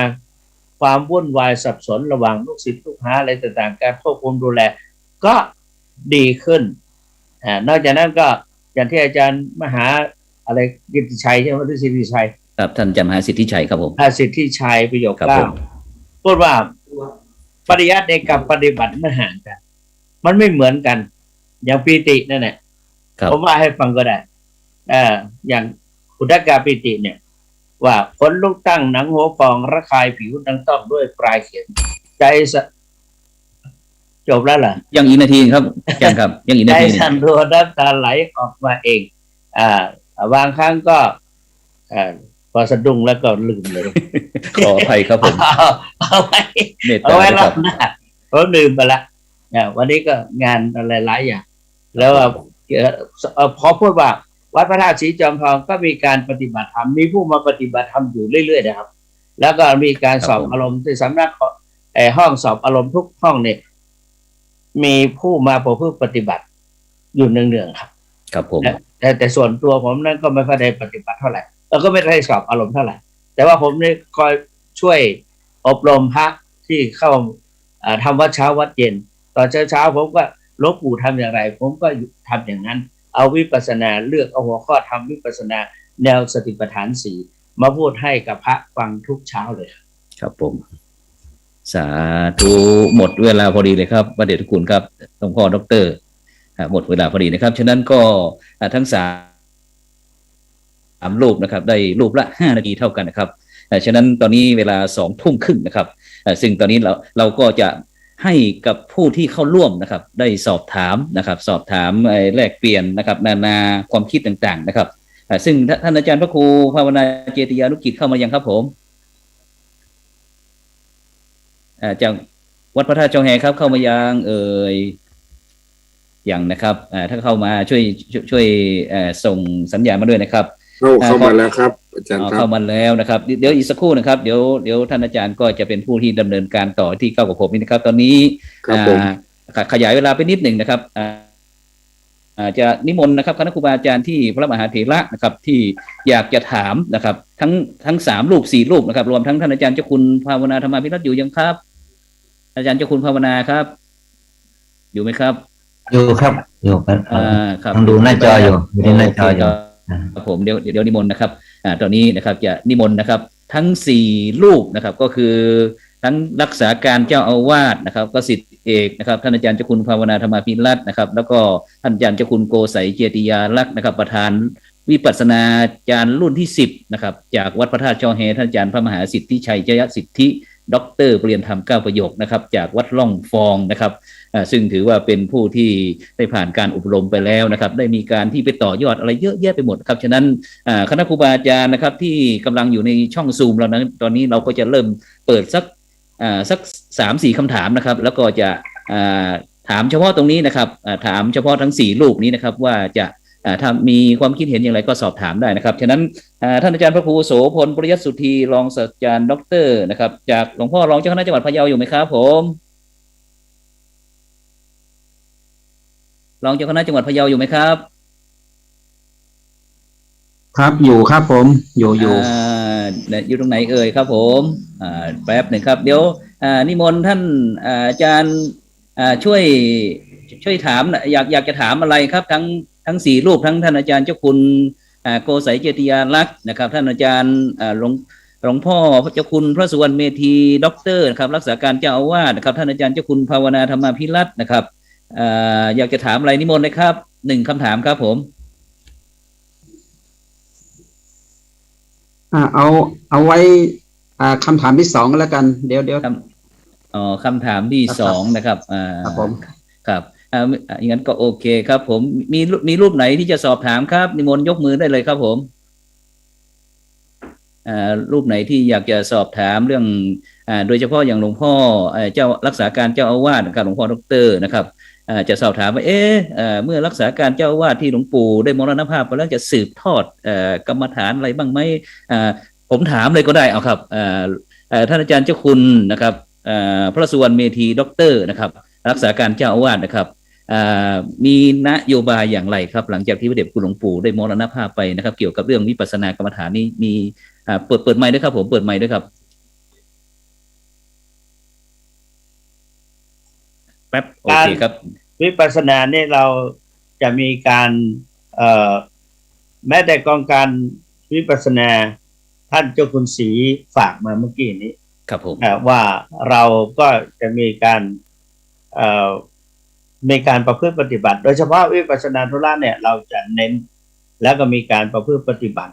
ส่วนคอร์สที่จะอบรมวิปัสสนาจารย์เราก็โครงการอบรมวิปัสสนาจารย์เราก็จะอบรมอยู่นะครับโครงการนี้มีอยู่แล้วหลังจากนั้นก็กองการทุกอย่างกับทุกอย่างเหมือนเดิมครับเหมือนเดิมครับแล้วทำให้เข้มงวดขึ้นครับคือพยายามเน้นหนักในเรื่องวิปัสสนากรรมฐานครับแล้วก็ส่วนหลักการวิธีการนั้นเราก็จะคุยกันต่อไปครับผมครับสาธุครับไปที่ท่านอาจารย์เจ้าคุณโกสัยเจติยาลักษณ์ครับต่อจากเมื่อกี้เลยครับการบริหารการจัดการเราจะทำอย่างไรสมมุติว่าถ้ามีพระวิปัสสนาจารย์เราที่เป็นเจ้าสำนักปฏิบัติธรรมหรือว่าเป็นเจ้าอาวาสตามธรรมดานะครับอยากจะเมื่ออบรมแล้วท่านอาจารย์อยากจะแนะนำอะไรคุยให้เขาฟังครับนิมนต์เลยครับครับขอกราบขอบพระคุณท่านอาจารย์พระครูโสพลปริยัตินะครับที่ให้โอกาสรอบ2นะครับคือกับผมในฐานะที่เป็นเจ้าอาวาสด้วยเจ้าสำนักปฏิบัติธรรมด้วยเริ่มต้นจริงๆเนี่ยผมไม่ได้เข้าคอร์สการอบรมวิปัสสนาจารย์นะครับผมส่งพระลูกศิษย์ส่งพระผู้ช่วยมาซึ่งมีท่านอาจารย์พระครูภาวนาเจริญนุกิจผู้ช่วยเจ้าอาวาสพระรามหลวงฝ่ายเผยแผ่ก็มาอบรมส่งท่านอาจารย์มหาสิทธิชัยที่สิทธิเรียนธรรม9ประโยคก็มาอบรมด้วยแล้วก็มีท่านอาจารย์มหาสตรายนศิริมีพระมหาปวเรศปวรวาทีเนี่ยก็ส่งเสริมพระลูกศิษย์มาเข้าคอร์สวิปัสสนากรรมฐานยังไม่พอก็ส่งเสริมพระลูกศิษย์ไปอบรมพระธรรมทูตสายต่างประเทศด้วยหรือว่าเป็นโอกาสดีหลายรูปหลายท่านที่ได้มาแล้วแต่โดยส่วนตัวของผมเนี่ยยังไม่มีโอกาสได้เข้าคอร์สกรรมฐานของพระวิปัสสนาจารย์เลยในปี2561เนี่ยในวันอายุวัฒนมงคลของพระเดชพระคุณหลวงปู่พระพรหมมงคลผมก็เข้าไปกล่าวว่าปีหน้า2562เนี่ยผมจะเข้าคอร์สการปฏิบัติวิปัสสนาจารย์นั่นคือวางแผนเป็นปีนะครับเพราะถ้าจะเอาเหมือนผมเนี่ยเจ้าคณะผู้ปกครองเนี่ยต้องวางแผนเป็นปีครับต้องบอกว่าแจ้งพระเดชพระคุณหลวงพ่อเจ้าคณะจังหวัดเลยว่าถ้าจะมาเข้าคอร์สการปฏิบัติวิปัสสนาจารย์จริงๆในฐานะเราเป็นเจ้าคณะผู้ปกครองถ้าไม่เช่นนั้นจะทำไม่ได้นะครับแต่ถ้าพระลูกวัดเนี่ยสามารถตัดหรือพ้นความกังวลได้อันนี้คือสิ่งหนึ่งและที่สำคัญที่สุดก็คือความเป็นเจ้าวาดก็ตามเจ้าคณะผู้ปกครองระดับไหนก็ตามยิ่งเป็นเจ้าสำนักปฏิบัติธรรมสมควรอย่างยิ่งเลยที่จะต้องเข้าคอร์สวิปัสสนาจารย์45 วันยังไม่พอนะครับ90 วันผมยังมีโอกาสอย่ามีความประสงค์ที่ปรารถนาที่จะต้องกลับไปทวนญาณอีกเพราะว่าเมื่อเราเป็นเจ้าสำนักหรือเป็นพระวิปัสสนาจารย์ประจำจังหวัดที่หลวงพ่อเจ้าคณะจังหวัดแต่งตั้งแล้วเราก็ต้องมาทำหน้าที่ตรงนี้ให้เกิดความยั่งยืนต่อไปไม่ได้หมายความว่าอบรมไปแล้วยิ่งผมในฐานะที่เป็นประธานรุ่น10เนี่ยผมก็พยายามที่จะให้มีพระวิปัสสนาจารย์ที่มีความเข้มแข็งมีการเกาะกลุ่มกันความคาดหวังในวันนี้ที่มีการเสวนาการวันนี้เนี่ยผมอยากจะให้มีธรรมเนียบพระวิปัสสนาจารย์คณะสงฆ์หนเหนือมีอะไรเราสามารถประชุมกันอย่างบ่อยๆทางซูมทางไลน์ไม่ว่าจะเป็นออนไลน์หรือว่าจะเป็นเฟซทูเฟซหรืออะไรต่างๆออนไซต์ออนไลน์ก็สามารถที่จะทำได้โดยเฉพาะเราน่าจะกลับไปที่สำนักเดิม ศูนย์วิปัสสนากรรมฐานของวัดพระธาตุศรีจำทอง ซึ่งถือว่าเป็นศูนย์กลางของพระวิปัสสนาจารย์คณะสงฆ์คนเหนือเรากลับไปถึงแม้ว่าพระเดชพระคุณหลวงปู่จะละสังขารไปแล้วทุกวันนี้ผมมีความเชื่อมั่นอย่างไรเพราะก่อนที่ผมจะปฏิบัตินั้นผมต้องนำโอวาทของพระเดชพระคุณหลวงปู่มาเปิดก่อนว่าอย่างไรแล้วก็ทำอย่างนั้นเรามีข้ออ้างได้ถืออุปถากอาจารย์ก่อนท่านสอนมาอย่างนี้ขอให้เราทำตามขอให้เราทำตามเราไม่ได้เป็นวิปัสสนึกเรามีครูบาอาจารย์ศิษย์ต้องมีครูผมเชื่ออย่างนี้ถ้าศิษย์ถ้าวิปัสสนาจารย์ไม่เชื่อมั่นครูบาอาจารย์แล้วเนี่ยเราก็จะหลงประเด็นถึงแม้ว่าเราจะบอกว่าเราเดินทางสายเอกก็จริงอยู่เพราะฉะนั้นเนี่ยเมื่อปฏิปทาของพระเดชพระคุณหลวงปู่เป็นต้นแบบแผนแบบอย่างแบบฉบับปฏิบัติในด้านของวิปัสสนากรรมฐานตามแนวสติปัฏฐาน4อย่างนี้ผมมีความเชื่อมั่นว่าพระวิปัสสนาจารย์ที่ผ่านการอบรมณศูนย์ฝึกอบรมวิปัสสนาจารย์คณะสงฆ์หนเหนือวัดพระธาตุศรีจำทองวรวิหารแล้วเมื่อกลับไปที่วัดกลับไปที่สำนักกลับไปที่จังหวัดของพระคุณท่านก็ควรจะปฏิบัติอย่างต่อเนื่องและก็เผยแผ่อย่างต่อเนื่องมีอะไรก็กลับมาหาครูบาอาจารย์ที่ท่านได้สอบอบรมกรรมฐานยิ่งตอนนี้พระเดชพระคุณท่านอาจารย์เจ้าคุณพระภาวนาธรรมวิรัตท่านเป็นหลักอาจารย์เจ้าคุณพระสุวรรณเมธีและยังไม่พอนะครับท่านอาจารย์เจ้าคุณพระศรีศิลปาจารย์ท่านนับเป็นลูกศิษย์ใกล้ชิดพระเดชพระคุณหลวงปู่มีญาติโยมที่คอยจะมาอุปถัมภ์อุปถากอยู่ตลอดเวลาแล้วเนี่ยผมมีความเชื่อมั่นว่าพระวิปัสสนาจารย์ที่ผ่านการอบรมไปแล้วเนี่ยควรจะกลับมาทบทวนอย่างอันต่อและผลิตพระวิปัสสนาจารย์เพิ่มมากขึ้นผมยังไม่พอนะครับผมยังส่งพระลูกศิษย์ไปเรียนเข้าคอร์สหรือว่าเรียนหลักสูตรปริญญาโทวิปัสสนาภาวนาของบาลีศึกษาพุทธโคตอีกด้วยนะครับนั่นคือพระมหาสัตรายณสิวริก็มีความมุ่งมั่นที่จะให้ถึงจนถึงปริญญาเอกของวิปัสสนาภาวนานะครับอันนี้คือสิ่งที่มีความมุ่งมั่นอย่างนั้นนะครับครับสาธุครับผมไปที่ท่านอาจารย์พระมหาสิทธิชัยชัยสิทธิครับต่อเมื่อกี้เลยครับเมื่อกี้เห็นว่าได้นำกรรมฐานนะครับไปสู่ชุมชนทั้งสถานศึกษาด้วยครับมีวิธีการยังไงครับกราบนิมนต์ครับครับในสถานศึกษานะครับในสถานศึกษาแต่ก่อนที่เราไม่ได้ผ่านคอร์สหรืออะไรเนี่ย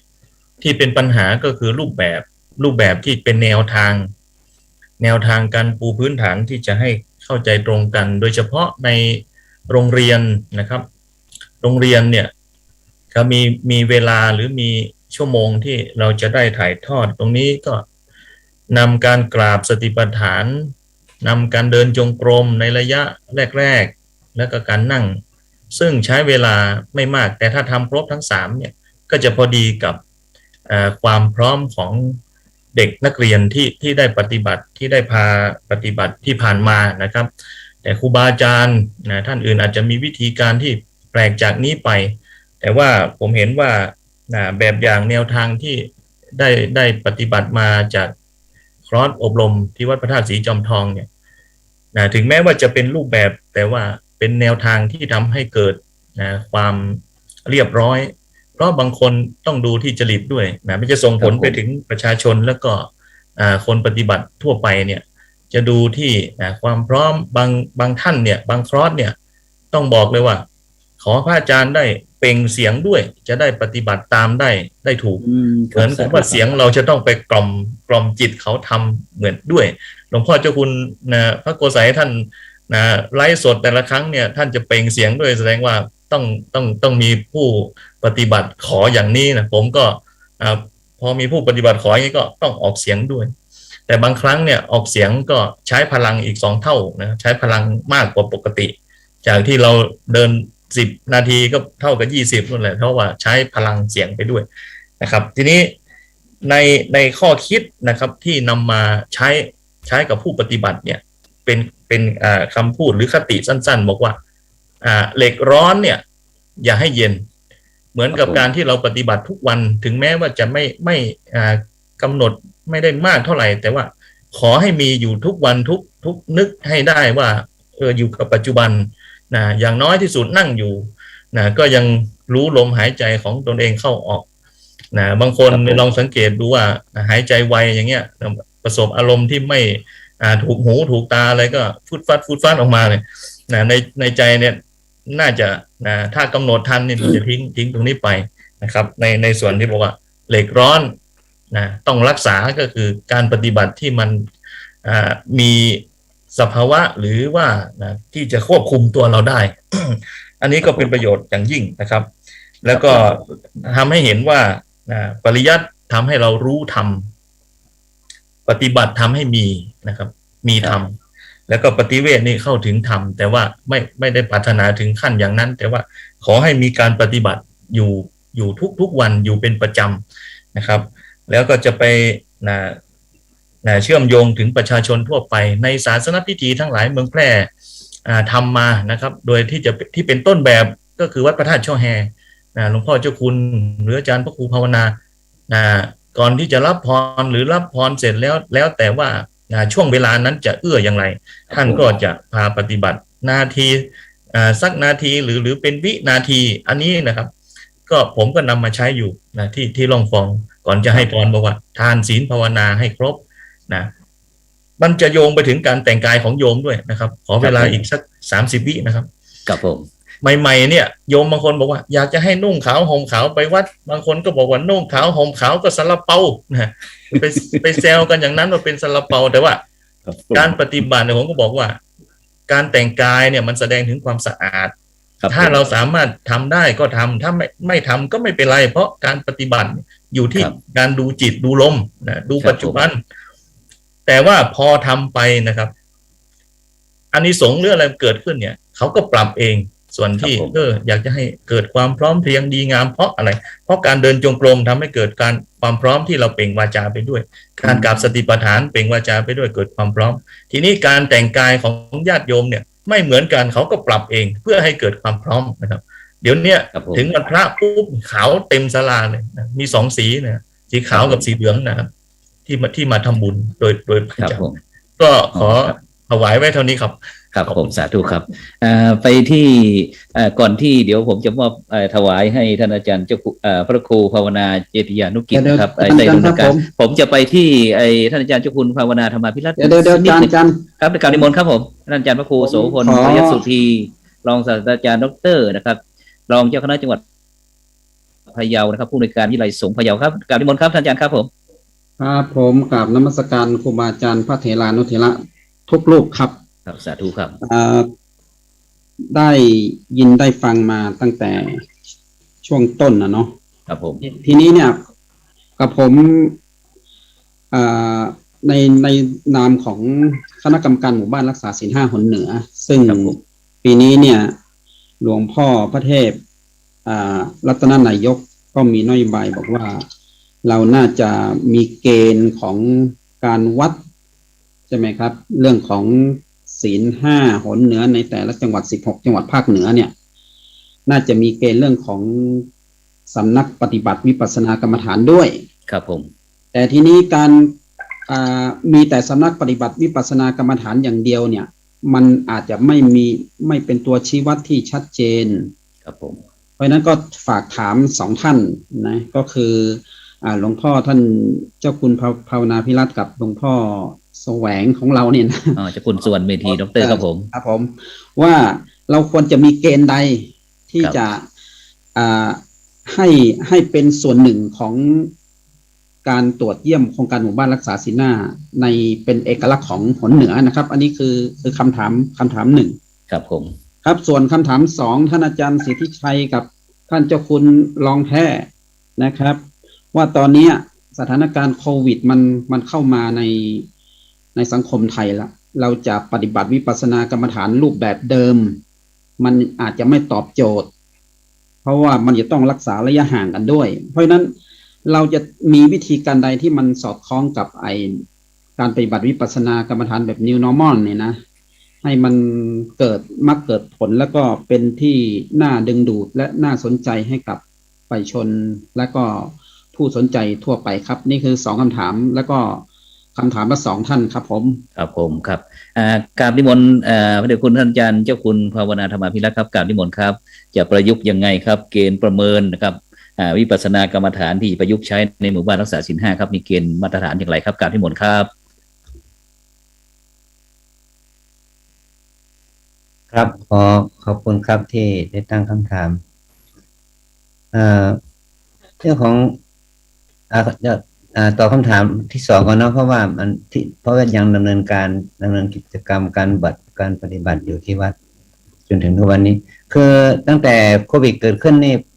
วัดลำเปิงไม่เคยปิดวัดนะครับผมยังทำงานสอนกรรมฐานให้แก่ทั้งชาวไทยชาวต่างประเทศอย่างต่อเนื่องเพียงแต่ว่าเราปรับคือว่าสมัยก่อนเราก็ไม่ได้มีมาตรการที่ว่าจะต้องได้ฉีดวัคซีนแต่ว่าตอนนี้เราก็มีมาตรการว่าต้องคนที่จะเข้ามาปฏิบัติต้องฉีดวัคซีนใน2 เข็มเสียก่อนนะหรือว่าเข็มใดเข็มหนึ่งที่ทางรัฐบาลหรือทางมหาเถรสมาคมให้การรับรองแล้วก็2ก็คือหมายถึงว่าเราจะต้องให้ผู้ปฏิบัติธรรมนี้จัดเป็นอยู่ห้องเดียวทั้งหมดนะครับแล้วก็รักษาระยะห่างในการขบฉันแล้วก็ต้องเข้มงวดในการที่ไม่ให้คุยไม่ให้คุยกันไม่ให้ประชิดกันแล้วก็ถ้าออกนอกห้องจะต้องใส่แมสตลอดเวลาทั้งการปฏิบัติด้วยตัวเองก็ตามก็ต้องใส่แมสแล้วก็เรียกว่าแกงร้อนช้อนตัวเองนะครับนะต้องย้ำเลยนะครับปรากฏว่าตลอด2 ปีใกล้จะ2 ปีแล้วเนาะที่โควิดมาเนี่ยก็ยังปลอดภัยนะแสดงว่าสาธุครับเรายังสามารถทำกิจกรรมปฏิบัติวิปัสสนากรรมฐานได้อยู่แม้ว่าจะเป็นยุค New Normal เนี่ยแต่ว่าเราต้องปรับแล้วก็แต่ในกรณีนี้ก็คือว่าถ้าในบริบทของวัดลำเปิงก็เพราะว่าเรามีห้องกรรมฐานเยอะแต่ว่าคนจำนวนเข้าปฏิบัติมันลดน้อยลงประมาณมันถึงว่า 50% เนี่ยมันจึงไม่มีปัญหาเรื่องห้องคือว่าอยู่ห้องเดียวก็ยังมีห้องเหลือพอเยอะแยะอย่างเงี้ยนะครับมันก็สะดวกเพราะว่าช่วงนี้ก็มีแค่ประมาณผู้หญิงก็ประมาณ30ทั้งพระทั้งโยมผู้ชายก็มีประมาณ20ก็ประมาณ50 กว่า50 อัพกับคนฝรั่งก็มีประมาณ3 คน 4 คนก็ยังทำหน้าที่นี้อยู่แสดงว่าแล้วก็กรรมฐานที่เราทำก็เป็นผลดีจริงๆคือว่าเราสามารถยังเลี้ยงตัวเองได้เพียงแต่ว่ามันจะลดอะไรแต่มีอะไรก็ลดลงเหมือนกันนะรายรับอะไรก็ลดแต่เราก็ลดรายจ่ายไปด้วยเหมือนกันแต่ว่าผลในการดำเนินกิจกรรมนี่ยังสามารถทำได้บิณฑบาตปกติวันศีลวันพระปกติวันให้ศีลให้พรญาติโยมปกติทุกอย่างปกติบวชก็ปกตินะครับยังเรียกว่าลดจำนวนคนลงมาในการบวชใช่ว่าถ้ามันกำลังระบาดใหญ่เราก็หมายถึงว่ามีแค่พ่อแม่พี่น้องปู่ย่าตายาย1 นาคไม่เกิน5ไม่มีญาติมาร่วมไม่เกิน5 คนอะไรอย่างนี้นะครับก็ยังทำงานได้อยู่ครับปัจจุบันนี้แม้ว่าจะเป็นอยู่ช่วงของมีการระบาดครับผมแต่ว่าคำถามที่2นี่อยากจะให้ท่านเจ้าคุณโกษัยตอบดีกว่าผมจะไม่ทันครับโอเคครับเดี๋ยวก่อนที่จะไปที่อาจารย์เจ้าคุณโกษัยนะครับในขณะนี้บรรดาท่านผู้ฟังท่านผู้ชมที่กำลังติดตามการไลฟ์สดทางทีวีออนไลน์ช่องธรรมะเป็นทีมพร้อมทั้ง YouTube แล้วก็ภาคีเครือข่ายคลื่น 104.50 เมกะเฮิรตซ์วัดฝ่ายหินหรือว่าวิทยุเครือข่ายคลื่นสีขาว8 จังหวัดภาคเหนือของเราที่กำลังไลฟ์สดทั้งภาพทั้งเสียงไปถึงบรรดาท่านผู้ฟังท่านผู้ชมอยู่ในขณะนี้ก็เตรียมคำถามไว้เลยนะครับเตรียมคำถามไว้เลยนะซึ่งต่อจากนี้ไปเราก็จะให้ถามนะครับแล้วก็จะให้แสดงนานาความคิดต่างๆนะครับว่าเราจะนำวิปัสสนากรรมฐานนะครับไปสู่ในยุคนิวโนมอนอย่างไรนะครับฉะนั้นในโอกาสนี้ผมก็จะมอบหมายให้ถวายให้ท่านอาจารย์พระครูภาวนาเจติยานุกิจนะครับได้เป็นผู้ดำเนินการต่อไปนะครับการนิมนต์เลยครับท่านอาจารย์เจ้าคุณอาจารย์พระครูภาวนาครับผมครับขอครับการนิมนต์ดำเนินการเลยครับถวายความเคารพพระมหาเถระครูบาอาจารย์มีพระเดชพระคุณท่านเจ้าคุณอาจารย์หลวงพ่อตั้งแต่หลวงพ่อประธานนะครับหลวงพ่อพระเทพปริยัติเจ้าคณะจังหวัดเชียงใหม่หลวงพ่อท่านอาจารย์เจ้าคุณพระภาวนาธรรมาภิรัตน์ท่านอาจารย์เจ้าคุณพระสุวรรณเมธีท่านอาจารย์เจ้าคุณพระโกษัยเจติยารักษ์ครูบาอาจารย์พระมหาเถระทุกรูปครับแล้วก็เจริญพรญาติโยมทุกท่านที่ติดตามชมซึ่งในช่วงเวลาต่อไปนี้อาจจะมีเวลาเล็กๆน้อยๆในการที่จะพูดคุยกันนะครับก่อนที่จะพูดคุยกันนั้นก็ขอนำคติธรรมคำคมของพระเดชพระคุณหลวงปู่พระพรหมมงคลหลวงปู่ทองสิริมังคละมหาเถระแห่งวัดพระธาตุศรีจอมทองจังหวัดเชียงใหม่ซึ่งเป็นครูบาอาจารย์ของพวกเราทั้งหลายซึ่งประพันธ์โดยท่านพลตรีนเรศจิตรักษ์นะครับบอกว่า คนจะได้สิ่งดีๆมีบุญหนักขึ้นกับหลักความดีหนา5 สถาน1นิ่งได้ใจพระชนะมาร2ทุกเหตุการณ์รอได้ไม่กังวล3ฝึกจิตทนได้ไม่ทุกข์หนัก4ใจรักช้าได้ไม่สับสน5ดีได้ทุกระดับไม่อับจนเป็นมงคลให้บุญหนักศักดิ์ใหญ่เอ่ย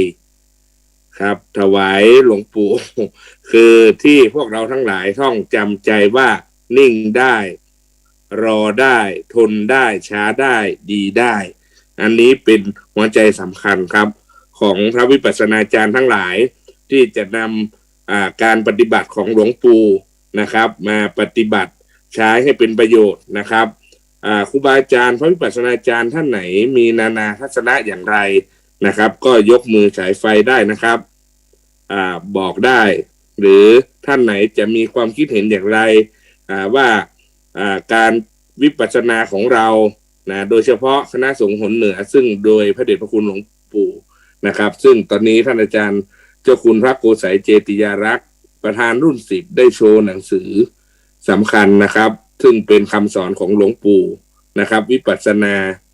นะครับนิ่งได้ทนได้รอได้ช้าได้เป็นสิ่งที่สำคัญนะครับเพราะฉะนั้นการเจริญวิปัสสนากรรมฐานจะพัฒนาให้ยั่งยืนได้นะครับท่านไหนมีแนวทางความคิดนะครับอย่างไรก็ขอกราบนิมนต์นะครับเราจะพัฒนารูปแบบการวิปัสสนาให้พัฒนายั่งยืนต่อไปนะครับเราจะสืบต่อยอดอย่างไรในสำนักของพระคุณท่านเอา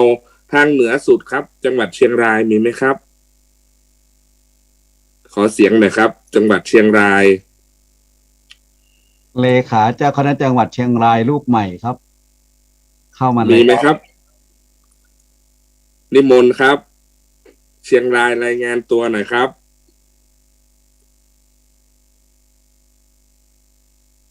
เชียงรายผ่านไปต่อไปครับจังหวัดพะเยาครับเมื่อกี้ฟังหลวงพ่อรองเจ้าคณะจังหวัดพะเยาสถานการณ์การปฏิบัติวิปัสสนากรรมฐานจังหวัดพะเยาเป็นอย่างไรบ้างครับ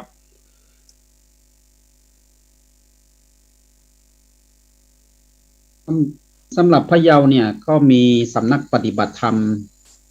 ประจำจังหวัดนี่34 แห่งนะครับที่พะเยาสาธุครับครับผมแล้วก็มีการปฏิบัติทุกวันพระวันศีลเหมือนกันในหลายสำนักครับแล้วก็ทางจังหวัดเองโดยท่านเจ้าคณะจังหวัดก็สมมติว่าสำนักปฏิบัติไหนที่รวมตัวกันแล้วต้องการวิปัสสนาจารย์เราก็มีทีมของมหาจุฬาเข้าไปช่วยครับครับผมก็ยังขับเคลื่อนไปแต่ว่าถ้าเทียบแล้วเนี่ยในสัดส่วนที่ยังมีสัดส่วนน้อยอยู่ครับแต่ว่าทุกๆปีเราก็ส่งคนที่เขาไปอบรมวิปัสสนาครับผมแล้วก็ในส่วนมหาจุฬาก็คล้ายกับที่วิเขตแพร่ก็คือเราก็จัดอบรมทุกปีในช่วงธันวาเนี่ยครับ10 วันนะครับหลวงพ่อครับครับขอกราบขอบพระคุณครับจังหวัดพะเยาครับต่อไปจังหวัดน่านครับจังหวัดน่านครับรายงานตัวหน่อยครับครูบาอาจารย์มีจังหวัดน่านไหมครับสำนักปฏิบัติธรรมภายในจังหวัดน่านครับจังหวัดลำปางครับมีมดแออยู่ทั้งไหนจังหวัดลำปางครับครูบาอาจารย์พระวิปัสสนาจารย์จังหวัดลำปางมีจังหวัดไหนบ้างครับจังหวัดเชียงใหม่นี่ท่านไหนจะนำเสนอครับอาจารย์พระครูประหลัดนันทวัฒน์ยังอยู่ไหมวัดป่าแดดครับอาจารย์พระครูประหลัดนันทวัฒน์อยู่ไหมครับอำเภอพร้าวสำนักปฏิบัติธรรมใหม่ครับฝางครับฝางหลวงพ่อรายงานได้ครับที่ฝางเป็นยังไงบ้างครับหลวงพ่อพระครูสุจิตานุรักษ์ครับครับไม่สาทุกรูปนะครับ อำเภอฝางก็หยุดมาเป็นปีกว่าแล้วครับ ที่สำนักวิปัสสนาณบ่อสาวา เป็นสำนักปฏิบัติธรรมแหล่ง21ครับ โอ้สา ป ธุ ก ค ติ รับ ก็ปฏิบัติธรรมประจำวันเสาร์แต่ญาติโยมยังเกาะติดอยู่นะเกาะติดเป็นกลุ่มเป็นก้อนอยู่ครับ แต่ไม่มีโอกาสที่จะได้มารวมกันนะครับครับผม ยังเกาะติดกันอยู่ ยังสื่อสารกันฟังออนไลน์กันฟังธรรมะกันอยู่นะครับ ครับผม การได้มาพบปะอย่างนี้แสดงความคิดเห็นแชร์ประสบการณ์ที่ดีมากครับองค์การที่ดีมากครับเราเห็นด้วย ผมก็ศิษย์หลวงปู่รูปหนึ่งเนาะที่ได้สัมผัสกับหลวงปู่มาก็ได้จำอะไรหลายๆอย่างปฏิปทาการประพฤติปฏิบัติของหลวงปู่ก็ฝังอยู่ในจิตในใจคิดว่าจะทำงานทดแทนพระคุณ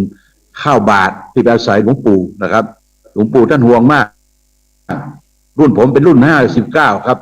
รุ่น3อำเภอพร้าวอำเภอฝางและก็อำเภอสารพีจากไป1แล้วเหลือ2แล้วครับครับขอบคุณนะครับ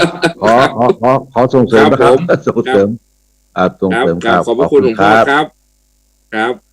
จังหวัดแม่ฮ่องสอนมีไหมครับแม่ฮ่องสอนมีไหมครับจังหวัดแม่ฮ่องสอนลงไปแถวจังหวัดตากจังหวัดพิษณุโลกมีไหมครับ อุตรดิตถ์นะครับนิมนต์ท่านได้รายงานหน่อยครับหลายที่ครับหลายที่นะครับที่เข้ามาแล้วนิมนต์ท่านนำเสนอว่าการพัฒนาการวิปัสสนาเป็นยังไงบ้างนะครับแม่แตงเป็นยังไงครับท่านอาจารย์พระสมุจักรพันธ์ครับครับขอเมตตาโอกาสครูบาอาจารย์นะครับทางแม่แตงก็ช่วงนี้การปฏิบัติธรรมก็อยู่ในช่วงโควิดอาจารย์ครับก็รับเป็นช่วงๆแต่ก็ระมัดระวังเรื่องโรคระบาดด้วยครับแต่ก็มีการก่อกลุ่มของศรัทธาญาติโยมต่อเนื่องครับผมขอถวายรายงานแค่นี้ครับผมครับผมขอบพระคุณครับอำเภอแม่วางครับท่านอาจารย์พระสมุเจริญนะครับแม่วางเป็นยังไงบ้างครับ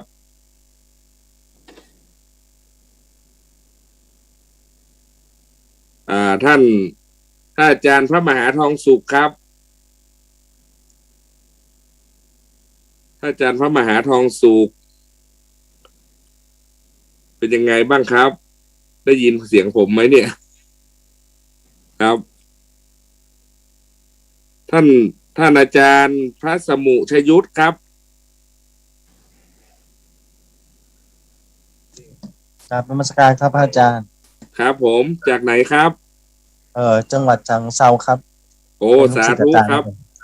ครับ เป็นยังไงครับสถานการณ์การปฏิบัติวิปัสสนากรรมฐานครับช่วงนี้เงียบมากครับอาจารย์ปกติจะมีมาปฏิบัติธรรมที่แห่งที่7นะครับแล้วก็มีออนไลน์บ้างครับทำที่ส่วนเป็นศูนย์สำนักสงฆ์ครับที่เปิดใหม่ไปช่วยครับจิตอาสาครับอาจารย์ครับผมจิตอาสาครับครับสาธุขอบพระคุณครับครับท่านอาจารย์พระมหาชันชัยครับจากวัดเทพลีลาครับผมวัดเทพลีลาสำนักปฏิบัติธรรมแห่งที่55ของกรุงเทพนะครับผมก็เปิดให้ประชาชนได้มาปฏิบัติกรรมฐานที่ศาลาการประเรียนเริ่มวันที่1 พฤศจิกายนนะครับซึ่งปกติ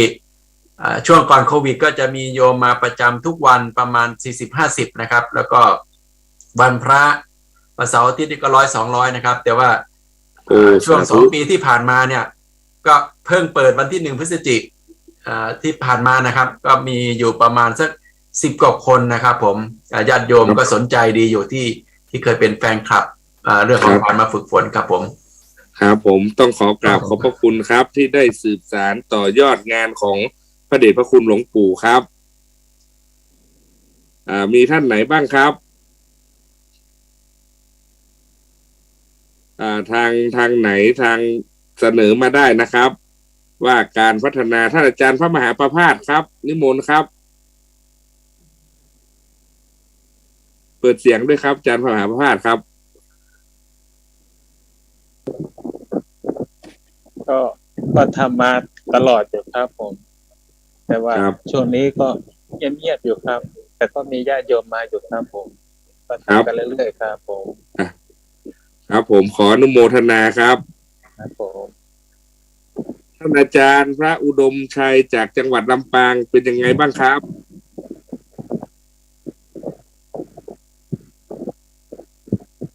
ท่านอาจารย์พระครูวิมลกิจจาภรณ์ครับจากระนองครับ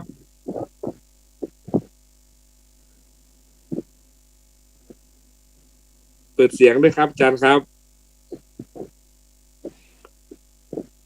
ของจังหวัดระนองก็มีช่วงนี้จะหยุดครับพอดีว่าสถานการณ์ช่วงโควิดครับก็ค่อนข้างที่จะรุนแรงครับแต่ณตอนนี้ก็คือเบาลงแล้วก็ทีนี้ก็ปกตินี่ทางจังหวัดระนองเนี่ยจะมีวิปัสสนาจารย์อบรมพระก่อนเข้าอบรมพระก่อนที่จะอยู่จำพรรษาจ้ะก็คือจะทำในช่วงฤดูพรรษาเนี่ยก็คือจะพาพระใหม่แล้วก็ญาติโยมไปปฏิบัติร่วมกันนะจ๊ะทีนี้พอเกิดวิกฤตโรคระบาดขึ้นก็ต้องงดปีนี้ต้องงดจ้ะแล้วก็เลยทำให้ปีนี้ต้องงดไปจ้ะแต่ว่าตอนนี้สถานการณ์ก็เริ่มคลี่คลายไปในทางที่ดีแล้วจ้ะก็จะเริ่มใหม่อาจารย์จะเริ่มใหม่เริ่มต้นใหม่ต่อจ้ะขอบคุณครับอาจารย์ครับขอบพระคุณครับทางพระอาจารย์พระอริยทรัพย์เป็นยังไงบ้างครับอาจารย์เปิดเสียงด้วยครับอาจารย์เปิดเสียงด้วยครับ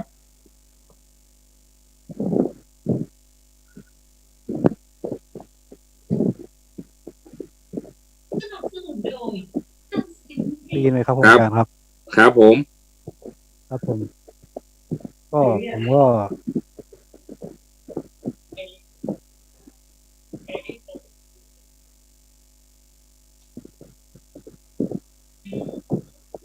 ไม่มีเสียงไม่มีเสียงครับ เปิดเสียงครับไม่ได้เปิดเสียงจะไม่ได้เปิดเสียงอาจารย์เปิดเสียงหน่อยครับกดที่เสียงอ่ะซ้ายมือปุ่มซ้ายมือครับเปิดแล้วครับได้ยินไหมครับอาจารย์ครับผมได้ยินไหมครับผมครับผมได้ยินครับได้ยินนะครับผมโครงการอบรมพระวิปัสสนาจารย์รุ่นที่10ครับผมครับรหัสรุ่นที่10อาจารย์เนาะพอจากจบจากโครงการแล้วก็มา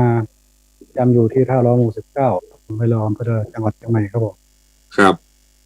ก็เป็นครูภาคสอนเรียนธรรมแล้วก็เรียนมจรสาขาวิชาภาษาบาลีด้วยผมก็เป็นยอดกับการอบรมของหลวงพ่อพระเทพปริยัติปฏิบัติหลวงพ่อครับผมครับผม เจ้าค่ะทำไมครับก็ไปสอนที่แม่สวยครับผมอาจารย์ตรงนี้ก็กำลังเปิดเทอม2ก็มาอยู่ที่ท่าล้อตอนนี้เป็นได้รับตำแหน่งรักษาการวัดสมมงคลท่าล้อครับอาจารย์ครับผมครับผมขอบพระคุณครับก็ไปสอนนักเรียนมีทั้งคิดทั้งอิสลามครับอาจารย์พุทธรวมกันมัธยมอิสลามด้วย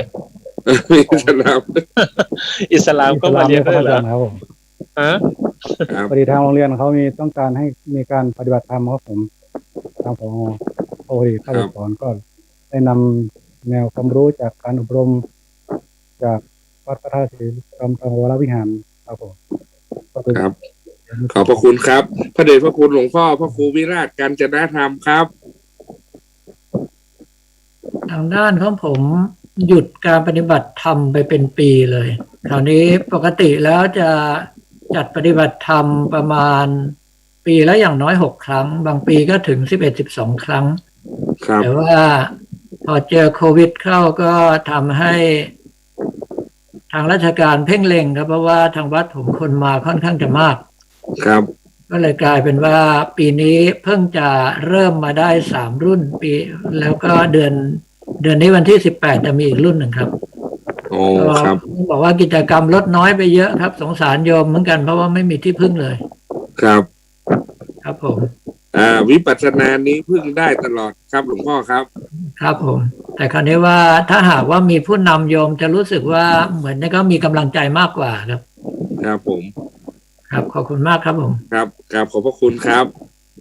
อาจารย์พระรสพลจากกาญจนบุรีเป็นยังไงบ้างครับ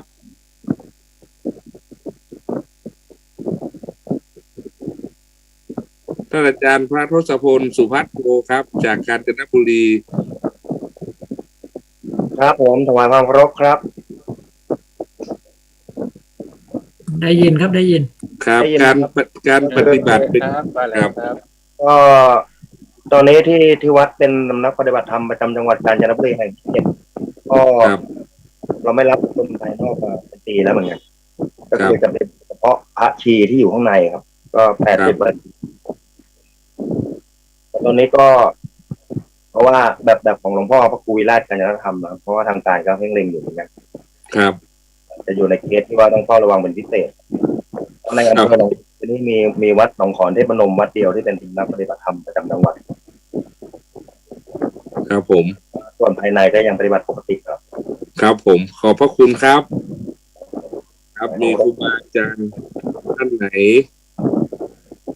เราจะเสนอความคิดเห็นนะครับ เพื่อการต่อยอดงานวิปัสสนาของพระเดชพระคุณหลวงปู่นะครับอาจารย์ครูภาวนาครับจะมีคุณโยมเข้ามาด้วยครับมีโยมด้วยครับนิมนต์เจริญพรคุณโยมได้พูดพวกเราด้วยครับผมเจริญพรโยมนะศาสตราจารย์ดร.ชลินรัตน์พุทธกวนนะครับเห็นท่านเข้ามาแต่เช้าครับเจริญพรคุณโยมเจริญพรเด้ออยู่ไหม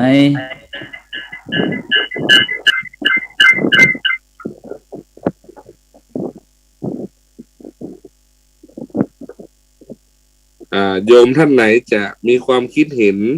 อย่างไรบ้างเจริญพรนะ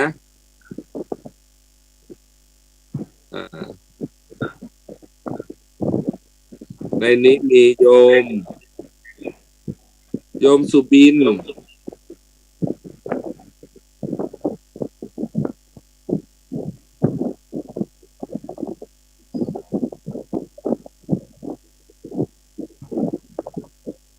ตัวแทนอุบาสกอุบาสิกามีท่านไหนบ้างครับจากฟังตัวแทน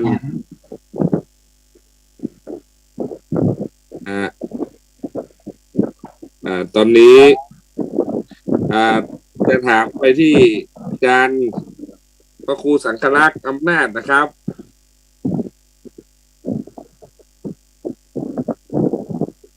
ครับผมอาจารย์ครับการนมัสการนะครับผมเป็นทีมงานครับอาจารย์โยวัดพระสิงห์ครับครับเป็นลูกศิษย์อาจารย์พระครูโสพลครับครับนิมนต์ครับท่านอาจารย์พระประหลัดประพจน์ครับครับถวายความเคารพครับอยู่จังหวัดนครปฐมครับในการปฏิบัติธรรมจังหวัดนครปฐมตอนนี้หลายสำนักก็อยู่ปฏิบัติธรรมเช่นสำนักปฏิบัติธรรมประจำจังหวัดสำนักปฏิบัติธรรมหลวงพ่อสมหวังและสำนักปฏิบัติธรรมอื่นก็ส่วนมากจะปฏิบัติธรรมอยู่ในสำนักของตนเองครับยังไม่เปิดปฏิบัติธรรมครับครับผมขอบพระคุณครับท่านอาจารย์พระอธิการปฐมพงษ์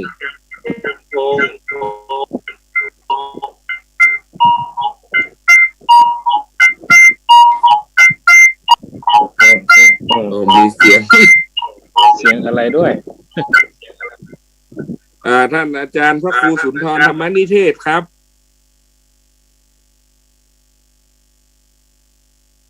อยู่ไหมครับครับผมจากจังหวัดสตูลนะครับผมครับผมสตูลเป็นยังไงบ้างครับหลวงพ่อครับสถานการณ์โควิดก็ยังพอมีให้ปรากฏอยู่เรื่อยๆครับผมตอนนี้ก็ต้องระมัดระวังกันพอสมควรอย่างก็นะครับก็แต่ต้องมีสติกันตลอดเวลาครับผมตอนนี้ก็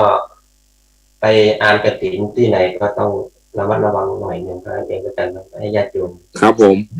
ครับ ขอบพระคุณครับ ขอบพระคุณมากครับอาจารย์ ครับอย่างที่ทุกท่านได้ว่านะครับสติมาปัญญาเกิดครับสติเตลิดจะเกิดปัญหานะครับเพราะฉะนั้นก็จะต้องใช้ตัวสติให้มากเหมือนกับพระเดชพระคุณหลวงพ่อท่านเจ้าคุณอาจารย์พระภาวนาธรรมาภิรัตน์ได้พูดกับพวกเราว่าตัวสติและตัวสัมปชัญญะนั้นเป็นตัวควบคุมนะครับสิ่งที่สำคัญเราปฏิบัติอยู่ได้เพราะการใช้วิปัสสนาญาณของพระเดชพระคุณหลวงปู่นะครับวิชาวิปัสสนานั้นเป็นวิชาที่สำคัญนะครับเพราะฉะนั้นก็การสืบสารต่อยอดงานวิปัสสนาของหลวงปู่นะครับเพื่อเราจะได้มาแลกเปลี่ยนนานาทัศนะซึ่งกันและกันนะครับโดยเฉพาะท่านไหนที่เป็นพระวิปัสสนาจารย์โดยเฉพาะรุ่นใหม่ๆนะครับโดยเฉพาะที่โดดเด่นนะครับรุ่น9รุ่น10นะครับมีประธานรุ่นอยู่ในที่นี่ด้วยนะครับส่วนของผมก็เป็นรุ่นเก่าครับรุ่นที่4นะครับรุ่นที่4นะครับรุ่นที่สร้างหอประชุมเลยครับอาคารไทยนเรศนะครับเป็นรุ่นเก่าเลยเพราะฉะนั้นการที่เราไปปฏิบัติวิปัสสนากรรมฐานนะครับร่างกายของเรานะครับไม่ได้เป็นอุปสรรคนะครับท่านทั้งหลายอาจจะเห็นว่าโอ้พระครูภาวนาทำไมตัวโตจังเลยนะครับเพราะฉะนั้นการร่างกายไม่เป็นอุปสรรคต่อการปฏิบัตินะครับเพราะการปฏิบัติคือการปฏิบัติตามหลักสติปัฏฐาน4ยืนเดินนั่งนอนนะครับใช้หลักสำคัญนะครับยืนเดินนั่งนอนนะครับโดยเฉพาะหลักที่สำคัญที่พวกเราทั้งหลายที่พระเดชคุณหลวงปู่สอนทุกครั้งนะครับคือก่อนที่จะไปเดินต้องกราบอันนี้เป็นมาตรฐานของหลวงปู่นะครับหมายความว่าต้องกราบสติปัฏฐานเป็นหลักนะครับเมื่อกราบสติปัฏฐานทำไมจึงกราบสติปัฏฐานถ้าท่านไหนเป็นครูบาอาจารย์ที่เรียนครูมานะครับ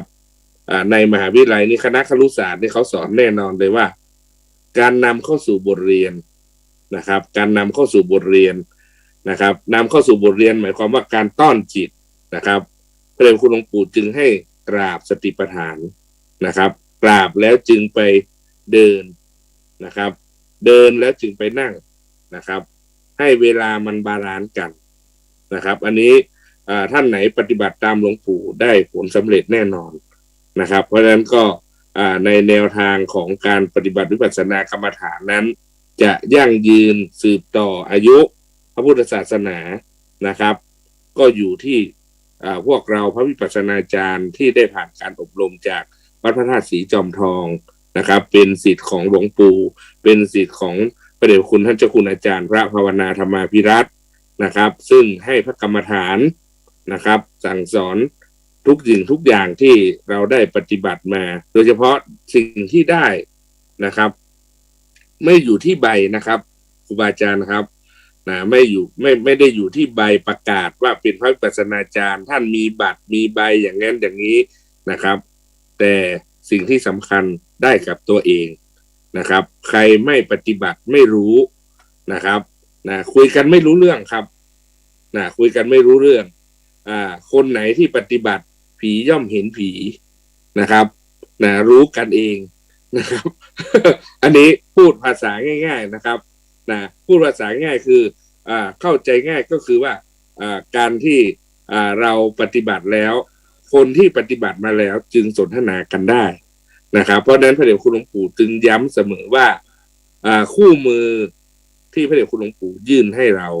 อันนี้ผู้ที่ไม่ปฏิบัติห้ามอ่านนะห้ามอ่านนะครับเพราะฉะนั้นหลวงปู่จึงกำชับอยู่เสมอว่านี่คู่มือนี้ต้องเก็บไว้ให้ดีๆนะลูกนะครับเพราะฉะนั้นก็แนวทางการสืบต่องานพระศาสนานะครับโดยเฉพาะงานด้านวิปัสสนาธุระนะครับเป็นงานที่พวกเราทั้งหลายจะต้องช่วยกันนะครับท่านอาจารย์พระครูโสพลปริยัตินะครับซึ่งมอบหมายให้ผมเป็นผู้ดำเนินรายการในช่วงนี้ ครูภาวนาครับผม ครับผม ครับอาจารย์พระครูพัฒนาครับขออนุญาตแป๊บท่านอาจารย์มหาวิโรจน์ครับยกมือครับท่านอาจารย์มหาวิโรจน์ครับนิมนต์ครับมีอะไรนิมนต์ครับนิมนต์ครับท่านอาจารย์มหาวิโรจน์ครับผมอยู่ไหมครับอาจารย์มหาวิโรจน์วิสุทธโธครับยกมืออยู่ไหมครับอาจารย์มหาวิโรจน์ยกมือยกมือค้างนะครับครับยกมือเข้าไหมไม่เป็นไรครับ พระครูโสพลครับครับผมเมื่อกี้ท่านอาจารย์พระครูโสพลปริยัติสุธีครับได้ถามค้างไว้ใช่ไหมครับค้างไว้นะครับครับนิมนต์เลยครับนิมนต์ท่านอาจารย์นิมนต์อาจารย์เจ้าคุณตอบครับคือท่านถามคำถามของท่านดีมากนะครับประเด็นที่หนึ่งว่าจะเอาวิปัสสนาเข้าไปอยู่ในตัวชี้วัดของการประเมินโครงการหมู่บ้านรักษาศีล 5ได้อย่างไรประเมินตัวชี้วัดอย่างไรฟังแล้วผมเห็นว่าเป็นสิ่งที่ดีมากครับเพราะว่าเราจะขับเคลื่อนโครงการหมู่บ้านรักษาศีล 5เนี่ยในฐานะที่พระเดชพระคุณหลวงปู่พระพรหมมงคลของเราเนี่ยอดีตก็คือเป็นประธานขับเคลื่อนโครงการหมู่บ้านรักษาศีล 5 หนเหนือใช่ครับผมมีความคิดอย่างนี้ว่าพระเดชพระคุณหลวงปู่อยากจะเอาเรื่องของวิปัสสนาเข้ามาอยู่ในการประเมินหมู่บ้านรักษาศีล 5แต่พอปัจจุบันนี้หลวงปู่ก็ละสังขารแล้วเมื่อเราจะประเมินหมู่บ้านรักษาศีล 5หมู่บ้านนั้นควรจะมีเรื่องของกรรมฐานวิปัสสนาอยู่ด้วยอย่างน้อยก็มีการปฏิบัติธรรมรู้พื้นฐานเรื่องของวิปัสสนาเมื่อกี้ท่านอาจารย์มหาสิทธิชัยชยสิทธิท่านได้พูดไปว่าอย่างน้อยปฏิปทาของพระเดชพระคุณหลวงปู่เนี่ยจะสร้างบารมีทานศีลภาวนาเนี่ยศีลเราได้ใช่ไหมครับทานเราได้แต่ภาวนาเราขาดก่อนจะให้พรหรือหลังรับพรเนี่ยเราควรจะทำอย่างไรให้มีการเจริญภาวนา5 นาที1 นาทีหรือเท่ากับอายุของคนเป็นของคนตายเหมือนวันนี้ธนาคารออมสินมาบุญที่วัดพระธาตุช่อแห่ท่านก็บอกว่าธนาคารออมสินมีอายุครบ108 ปีโอ้โห108 ปีเท่ากับคุณของพระรัตนตรัยเลยก่อนจะให้พรผมก็เลยให้นั่งกรรมฐาน108 วินาทีโอ้สาธุครับ108 วินาทีเห็นไหมครับนี่เห็นไหมน่ะคือมันต้องมีอะไรมาสิ่งดลใจให้เขาจะทำบุญอายุวัฒนมงคลอายุเท่าไหร่นี่เงินเท่าไหร่คนตายอายุเท่าไหร่ก็การเจริญกรรมฐานเนี่ยของว่าเบสิกง่ายๆเลยถามว่าพระวิปัสสนาจารย์เราขับเคลื่อนองค์คาพยพไปทั่วสังฆมณฑลตามโอกาสเวลาที่เหมาะสมนะครับนะหมายถึงว่าเฉพาะเวลาที่เหมาะสมนะว่าเราจะนำพาอย่างไรก่อนให้พรเนี่ยอันนี้คือปฏิบัติทานที่ผมนำมาใช้ตลอดเวลาเลยนะครับแต่ว่ามันผลนะครับนี่คือประการที่1ประการที่1ประการที่2คืออย่างน้อยกราบสติปัฏฐานได้ไหมหมู่บ้านรักษาศีล 5นั้นเดินจงกรมระยะ1ระยะ2ได้ไหมและกำหนดอารมณ์กรรมฐานพองหนอยุบหนอเป็นอย่างไรพองเป็นอย่างไรพองหายใจเข้าหรือพองหายใจยุบพองมันยุบหรือพองมันเป็นยังไงเนี่ยอย่างน้อยนะอารมณ์สภาวะปัจจุบันเนี่ยผู้ปฏิบัติตรงนั้นก็ควรจะรู้ใช่ไหมครับตัวชี้วัดตัวเนี้ยอันนี้ผมหมายถึงว่าจะเอาไปใส่ในตัวชี้วัดของการประเมินหมู่บ้านรักษาศีล 5อย่างไรครับสาธุครับอาจารย์พระครูโสพลปริยัติสุทธีก็คงจะพึงพอใจในคำตอบนี้นะครับ อันนี้คือประเด็นที่1นะประเด็นที่2อยู่ไหมครับประเด็นที่2ที่ฟังจากครูบาอาจารย์ที่พูดว่าโอ้ช่วงโควิดนี่นะปฏิบัติธรรมกรรมฐานก็ไม่สะดวกก็มีแต่วัดลำเปิงของพระเดชพระคุณอาจารย์เจ้าคุณภาวนาธรรมภิรัตน์นั่นแหละจาก 100% เหลือ 50%แล้วหลายวัดก็บอกว่ามาไม่ได้ปฏิบัติไม่ได้เดี๋ยวทางการจะเพ่งเล็งผมว่าเนี่ยตอนนี้เรากำลังประชุมแบบไหนล่ะทางซูมใช่ไหมก็ปฏิบัติธรรมทางซูมทางออนไลน์และเดี๋ยวนี้กรมการศาสนากระทรวงวัฒนธรรมกำลังส่งเสริมให้วัดที่มีความพร้อมมาสอนสมาธิออนไลน์ครับผมนะครับอาจารย์พระครูโสพลใช่ไหมครับครับผมสาธุครับผมพระครูโสพลปริยัติบอกพระศาสนาจารย์ตอนนี้ทั่วประเทศเลยรูปไหนที่มีความพร้อมวัดไหนที่มีความพร้อมมีศักยภาพที่จะมาสอนสมาธิออนไลน์รีบสมัครที่กรมการศาสนาผอ.ประภาสเนี่ยครับผมอยากจะได้ครับพระธรรมวิทยากรธรรมะเป็นทีมพระศาสนาจารย์พระกิรานุปถากพระอสวมาอาจารย์เจ้าคุณครับอาจารย์เจ้าคุณครับ รู้สึกว่าอาจารย์ประภาสเข้ามาด้วยนะครับอาจารย์ประภาสอยู่หรือเปล่า อาจารย์ประภาสอยู่ไหม ผอ.ประภาสใช่ไหมครับกรมการศาสนานะนั่นแหละถ้าท่านผอ.ประภาส อาจารย์ประภาสอยู่ไหม ถ้าเข้ามาตรงนี้ก็เจริญพรเชิญเลยนะ การนมัสการครับ ผอ.ประภาส การนมัสการครับพระเจรานุเถระครับ เจริญพร ทุกรูปครับ ได้คุยหน่อยที่อาจารย์เจ้าคุณภาวนาได้พูดถึงเรื่องเกี่ยวกับอะไรนะท่านอาจารย์เจ้าคุณโครงการสอนสมาธิออนไลน์จะเป็น เจริญพรหรือวันอาทิตย์ก็ได้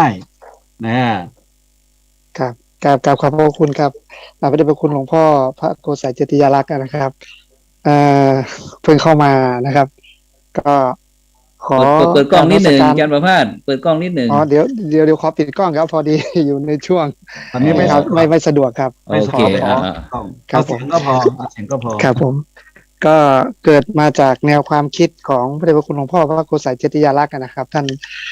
ได้แนะนำว่าปัจจุบันนี้ในการเผยแผ่เรื่องของพระวิปัสสนาจารย์เนี่ยก็น่าจะมีเผยแผ่ไปในวงกว้างมากขึ้นพอดีว่าปีนี้นะครับกรมการศาสนากำลังมีโครงการที่จะทำเรื่องสมาธิออนไลน์นะครับเจริญพรแล้วในเรื่องของการแผ่ขยายให้เป็นวงกว้างนั้นโดยเฉพาะเด็กเยาวชนเนี่ยเป็นเป้าหมายที่น่าจะทำได้ดีครับกับตัวแทนของเราในวันหน้านะครับสาธุแล้วทางกรมการศาสนาพอดีว่ากรมการศาสนาเนี่ยมีเครือข่ายนะครับมีเครือข่ายของโรงเรียนนะครับที่ประกวดสวดมนต์หมู่ทำนองสารพันยะนะครับแล้วก็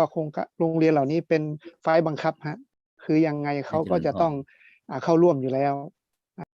ปีนี้ก็เลยจะมีโครงการกิจกรรมนะครับว่าจะเป็นหลักเกณฑ์แนวทางให้เขาเลยว่าโรงเรียนทุกโรงเรียนนะครับที่จะเข้าประกวดสวดมนต์หมู่ทำนองสารพันยะประเภททีมโรงเรียนนะฮะไม่ใช่ประกวดแค่5 คนนะครับจะต้องมีชั่วโมงในการที่จะนิมนต์พระวิปัสสนาจารย์เราไปสอนเสริมเรื่องสมาธิเพราะว่าเด็กที่จะเข้าประกวดสวดมนต์สารพันยะเนี่ยนะครับจะต้องมีสมาธิฉะนั้นก็เลยจะเป็นการเสริมให้เขาเหมือนเป็นชั่วโมงบังคับนะครับว่าจะต้องมีการนิมนต์พระธรรมิกรหรือว่าพระวิปัสสนาจารย์เรานั้นเข้าไปสอนทางออนไลน์นะครับก็คือโรงเรียนนั้นจะต้องมีการจัดประชุมนักเรียนนะครับในนี้ตอนนี้กำลังพิจารณาดูหลักสูตรดูครับว่าจะทำยังไงซึ่งก็อาจจะขอความรู้ขอความเห็นจากพระอาจารย์ทุกรูปหรือพระวิปัสสนาจารย์เรานะว่าควรจะร่างหลักสูตรหรือว่าควรจะมีแนวทางอย่างไรนะครับเพราะว่าโรงเรียนเหล่านี้ถ้าหากว่าเขาได้นิมนต์นะครับเป็นการสอนออนไลน์นะครับคือยิงสัญญาณออนไลน์นะครับจากวิปัสสนาจารย์เราแล้วก็เขาก็ไปถ่ายทอดที่โรงเรียนนะครับซึ่งเรียนเขาเนี่ยก็จะต้องมีนักเรียนตั้งแต่80 คนขึ้นไปในการประกวดสวดมนต์หมู่นะครับเสร็จแล้วก็ให้ขอพระวิปัสสนาจารย์ของเราเนี่ยคืออบรมในเรื่องของสมาธินะครับโดยเฉพาะปัจจุบันนี้ได้คุยกับทางพระธรรมิกรภาคใต้ท่านก็เห็นชอบด้วยท่านบอกว่าปัจจุบันนี้สมถะวิปัสสนาเนี่ยเอาไม่อยู่ครับอาจารย์ครับเด็กสมัยนี้มีความรู้เร็วแล้วก็มีความรู้สึกที่เร็วนะครับต้องใช้วิปัสสนานะครับเข้าไปช่วยตรงนี้กรมก็จะเริ่มทำในเริ่มตั้งแต่เดือนหน้าเป็นต้นไปครับก็เลยขออนุญาตกราบถวายว่าถ้าเป็นไปได้ก็จะขอเครือข่ายพระวิปัสสนาจารย์ของเราเนี่ยได้ช่วยตรงนี้ด้วยครับผมเจริญพรสาธุไปที่ท่านอาจารย์พระกล้าธรรมโชติสิปโปทุดงคสถานสักนิดนะครับนิมนต์ครับท่านอาจารย์กล้าธรรมครับผมกับถวายความเคารพพระเดชคุณหลวงพ่อแล้วก็คณะสงฆ์ได้ยินเสียงไหมครับอาจารย์ครับครับชัดเจนครับผมชัดเจนก็กับผมก็เป็นพระวิปัสสนาจารย์รุ่น10ครับก็มีเป็นคุณพระโกษัยเจติยาลักษณ์เป็นประธานรุ่นครับก็เลยว่ากับผมก็ยินดีครับรุ่น10ก็ยินดีที่จะโดยเฉพาะเรื่องของ IT เรื่องซูมครับก็อยากจะสนองพระอาจารย์ท่านพระครูสมพลปริยัตินะครับให้ท่านเมตตาเรื่องของการประชุมคณะสงฆ์ออนไลน์ครับครับผมสาธุครับยินดีครับผมก็ที่จะสนองงานโดยเฉพาะพระวิปัสสนาจารย์ทุกรุ่นครับผมว่าท่านมีหัวใจโดยเฉพาะวันนี้เป็นวันที่เป็น เป็นมงคลครับ ที่เราจะได้เอาความรู้นะอาจารย์กรรมฐานสติปัฏฐาน4ของหลวงปู่ของเราโดยเฉพาะโยมที่คนโยมนะครับอุบาสกนะครับที่ท่านได้โอกาสได้ไปสู่เยาวชนครับผมโดยเฉพาะเยาวชนตัวแทนของพระพุทธศาสนาต่อไปครับขอบคุณครับครับสาธุครับผมครับพระครูโสพลครับครับผมอาจารย์พระมหาสิทธิชัยนี่ในช่วง3 เดือนที่ผ่านมาท่านก็ทำปฏิบัติออนไลน์นะครับเป็นยังไงบ้างครับอาจารย์มหาสิทธิชัยครับครับนิมนต์เลยครับผมเพราะว่าท่านสอนปฏิบัติออนไลน์ตลอดครับครับก็ขอเรียนถวายเป็นข้อมูลนะครับเพราะว่าการทำแบบออนไลน์เนี่ยก็ได้ผลที่ผู้สนใจโดยเฉพาะเนี่ยของผมในรายวิชาเกี่ยวกับการปฏิบัติธรรมกรรมฐานของมจรเนี่ยเราสอนในที่ตั้งไม่ได้เราก็วิชานี้ก็จึงนัดให้นิสิตเข้าเรียนในคอร์สแบบออนไลน์แรกๆก็เปิดในระบบซูมสาธุครับแต่เพราะว่าครั้งแรกเนี่ยมันมีการกระจายที่นิสิตเข้าเกินเข้าไม่ได้ก็เลยขยายเป็นลงทางเพจทางเฟซของมจรช่วยด้วยก็ได้รับผลตอบรับเนี่ยครับเรื่องของการปฏิบัติที่ผมได้เล่าถวายข้างต้นว่าก็มีในกล่องเนี่ยอินบ็อกซ์ข้อความว่าขอให้เป่งเสียงด้วยจะได้ปฏิบัติตามครับผมสาธุครับอย่างที่ครูบาอาจารย์ได้เสนอนะเขาอุ่นใจโยมอุ่นใจได้ปฏิบัติแบบพระแล้วพร้อมกันทำไปพร้อมกันมันก็มีความพร้อมเพรียงนะครับในส่วนเบื้องต้นเป็นอย่างนี้ครับครับสาธุครับมีคุณโยมหลวงพ่อท่านคุณกัญชพรชื่นเจริญวงศ์นะท่านอาจารย์พระครูภาวนาครับเห็นยกมือตั้งนานครับมีอะไรไหมคุณโยมโยมกดเจริญพรค่ะสาธุค่ะคือโยมเป็นนิสิตป.โทพุทธจิตวิทยามจร.นะคะก็ได้รับฟังอยู่ทีนี้เห็นด้วยกับที่เมื่อกี้อาจารย์ดร.อะไรที่บอกว่าให้มีการสอนออนไลน์ให้กับทางโรงเรียนนะคะแต่ความคิดของโยมเนี่ยการสอนเนี่ยควรจะมีการปรับปรุงรูปแบบเพราะว่าถ้าสอนในลักษณะกรรมฐานคือโยมปกติจะปฏิบัติเป็นในแนวสมถะคือพุทโธทีนี้พอโยมมาเรียนที่มจร.เนี่ยต้องมาปฏิบัติแนวพองยุบซึ่งในระยะแรกเนี่ยจะรู้สึกว่ามันลำบากมากเพราะเราต้องมาปรับเปลี่ยนวิธีการใหม่ในการบริกรรมใหม่การเดินการกำหนดจิตอะไรอย่างเงี้ยค่ะถ้าเกิดว่าอย่างมีการสอนออนไลน์ก็ควรจะมีการปรับเปลี่ยนรูปแบบที่สำหรับเด็กเยาวชนรุ่นใหม่นะคะเจริญพรก็อาจจะเข้าไม่ถึงไอ้รูปแบบเดิมๆที่เราเคยปฏิบัติกันมาอย่างเงี้ยค่ะก็ฝากให้ทางวิปัสสนาจารย์ทุกรูปอะค่ะไปปรับเปลี่ยนรูปแบบว่าจะทำยังไงถึงจะดึงคนเจนปัจจุบันนี้เข้ามาสนใจในการปฏิบัติวิปัสสนาอย่างเงี้ยค่ะเจริญพรสาธุ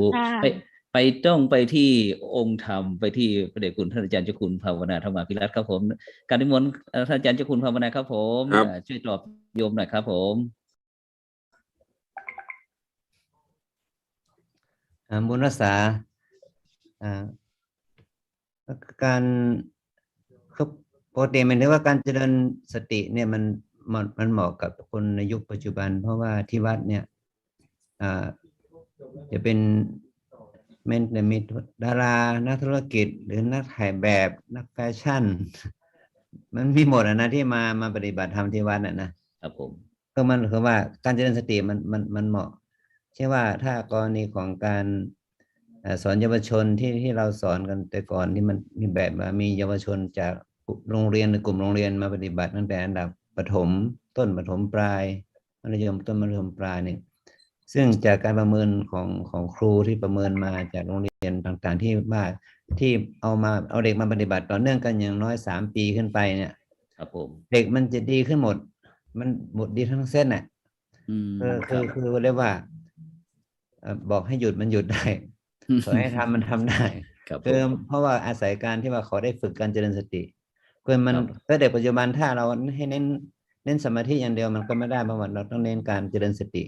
เพราะว่าเพราะเด็กมันดิ้นน่ะเพราะเด็กปัจจุบันนั้นมันเด็กมันไม่ค่อยนิ่งฉะนั้นต้องอาศัยการฝึกการเจริญสติเนี่ยเป็นการดีมากสำหรับเยาวชนซึ่งการที่ว่าเราจะปรับยังไงให้เยาวชนมาสนใจทางนี้เนี่ย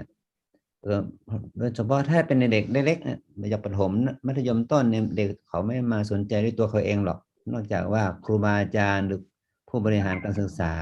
จะต้องให้ความใส่ใจเช่นโรงเรียนวิถีพุทธอะไรอย่างเงี้ยซึ่งเขาจะต้องมามีพาเด็กเข้ามาเนี่ยมันถึงจะได้ผลแล้วก็เฉพาะก็คือว่าเบื้องต้นเนี่ยเด็กมันอาจจะยังไม่ค่อยเห็นผลก็คือต้องใช้การบังคับหรือว่าเอาคะแนนเข้ารอบหรืออะไรต่างๆเนี่ยเข้ามาช่วยมันถึงจะสามารถที่จะดึงเด็กเข้ามาได้แต่ว่าถ้าเขาได้ฝึกมาแล้วอย่างไร3 วัน5 วันเนี่ยต่อไปมันจะได้ผลแล้วก็โดยเฉพาะคือความต่อเนื่องของเช่นว่าถ้าเป็นโรงเรียนระดับประถมเนี่ยป.4 ป.5 ป.6 เนี่ยเขาทำ3 ปีเขาจะบอกว่าได้ผลเพราะว่าอีกอย่างก็ป.6 เนี่ยมันก็จะทำให้เป็นฐานให้ไปเรียนม.1 หรืออื่นๆที่ได้โรงเรียนที่ดีกว่าหรือโรงเรียนที่ดีๆเนี่ยเขาก็จะมาจองเด็กที่ผ่านการฝึกเนี่ยไปเข้าเรียนด้วยอย่างนี้ก็นี่คือเป็นผลต่อเยาวชนซึ่งจะเป็นผลดีต่อการปลูกฝังเยาวชนให้เข้าถึงหลักธรรมให้เขามีความศรัทธาให้เขามีความเชื่อทางศาสนาในเชิงปัญญาเนาะคือเขาได้ฝึกด้วยตัวเขาเองเขารู้ประโยชน์ด้วยตัวเขาเองซึ่งเราก็ไม่ต้องไปสอนให้เขาเชื่อแบบศรัทธาข้างนอกคือว่าให้ศรัทธาภายในที่เขาได้เห็นด้วยตัวเขาเองจากการที่เขาได้ปฏิบัติซึ่งเบื้องต้นเนี่ยถ้าเป็นระดับเยาวชนนี้เพื่อจะช่วยได้ก็คือครูบาอาจารย์แล้วก็พ่อแม่เท่านั้นนะที่เขาจะสามารถเข้ามาเองด้วยตัวเขาเองได้มันยากฉะนั้นมันก็อยู่ที่การปลูกฝังของผู้ใหญ่ถึงจะสามารถได้ผลครับครับสาธุครับซึ่งการเสวนานะครับโครงการส่งเสริมและก็พัฒนาประสิทธิภาพพระวิปัสสนาจารย์ประจำปี2564นะครับก็มาถึงช่วงสุดท้ายนะครับที่เดี๋ยวผมขอแทรกหน่อยครับเดี๋ยวครับได้ครับนิมนต์ครับผมไปสอนที่บ้านเหล่าแมวครับผมเวียงหนองร่องนะครับครับผม8 ปีนะฮะ8 ปี 9 ปีก็เด็กๆทั้งนั้นเลยครับตั้งแต่เล็กๆตัวเล็กๆตัวน้อยๆจนถึงป.6 นะครับทั้งหมดเนี่ยผมทำมา8 ปีจะเด็กที่เข้าไปเรียนเมื่อก่อนได้เลข2 ตัวแต่พอมาถึงที่นั่นเด็กได้เลขตัวเดียวสอบได้เลขตัวเดียวขึ้นก็ครับว่าเด็กดีขึ้นครูบาอาจารย์ก็นำมาฝากแล้วก็คนใกล้เคียงก็มาเรียนด้วยปรากฏว่าเป็นที่ยอมรับของพ่อแม่ของเด็กๆแล้วก็ไปไกลนะจังหวัดลำพูนนะครับเวียงหนองร่อง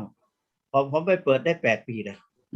ครับแล้วก็ที่นั่นอยากจะให้ไปเที่ยวดูก็ได้ครับทุกคืนวันเสาร์แต่ตอนนี้ตั้งแต่โควิดเข้ามานี่ก็และอีกอย่างหนึ่งเขาได้ทายาทตัวเล็กๆเขาก็หยุดไปนะครับถ้าตัวเล็กๆเขาก็กลัวโควิดจะไปติดหลานครับแล้วก็หยุดไปแต่ที่จริงเราทำมา8 ปี 9 ปีแล้วครับผมไปทำที่เนี่ยเจ้าคุณพระเทพรัตนนายกเจ้าคุณศรีธรรมโสพลเนี่ยครับครับผมสาธุครับรู้ดีครับไปถ้าท่านก็ไปดูบ่อยเป็นที่ศูนย์ปฏิบัติวิปัสสนากรรมฐานสำหรับเยาวชนครับผมไปทำมา8 ปีนะครับสาธุดีครับมาเขาตอนแรกก็อึดอัดเหมือนกันแหละแต่พอไปเด็กก็อย่างท่านดร.สิทธิชัยอะไรครับดร.สิทธิชัยชัยสิทธิครับผมใช่เอาออกเสียงด้วยว่าย่างเนาะสายย่างเนาะครับผมเราต้องขยันทำหน่อยผมถือไม้ด้วยพวกกันว่าย่างเนาะสายย่างเนาะแม้แต่พริกเนาะพริกนั้นอ่ะพริกเนาะพริกเนาะพริกเนาะขึ้นเนาะขึ้นเนาะขึ้นเนาะถูกเนาะถูกเนาะถูกเนาะพริกเนาะพริกเนาะพริกเนาะขึ้นเนาะขึ้นเนาะขึ้นเนาะถูกเนาะถูกเนาะถูกเนาะอย่างเงี้ยครับผมก้มเนาะก้มเนาะลงเนาะลงเนาะเรา เราทำอย่างเงี้ยแล้วก็เด็กก็ทำได้ต่อไปเขาก็ทำกันเองน่ะเพราะว่าเขามาเนี่ยเขาก็ว่าพร้อมกัน แล้วก็ทำให้เจ้าของบ้านเขาโดยเฉพาะโยมแม่ที่เจ้าของบ้านนั้นน่ะเขาก็เลยมาเป็นพิธีกรให้เราด้วยเป็นวิทยากรให้เราด้วยให้ก็ทุกวันครับผมเนี่ย8 ปีมานี่ก็เราก็ทำแต่ว่าเพิ่งหยุดไปไม่อันนี้เนี่ยปีกว่าๆนี่เองครับครับได้ครับแบบดร.ว่าน่ะต้องออกเพลงเสียงด้วยดีครับขอขอบคุณมากครับ ผมเปล่งตลอดครับพระเดชพระคุณครับพลังเสียงเต็มที่ใช่ใช้ไมค์ไวเลสไม่ต้องใช้ไมค์สายครับผม ลงทุนซื้อไมค์เลยนะครับผมออกคอร์สกรรมฐานเนี่ยราคาเป็นหมื่นยอมลงทุนครับ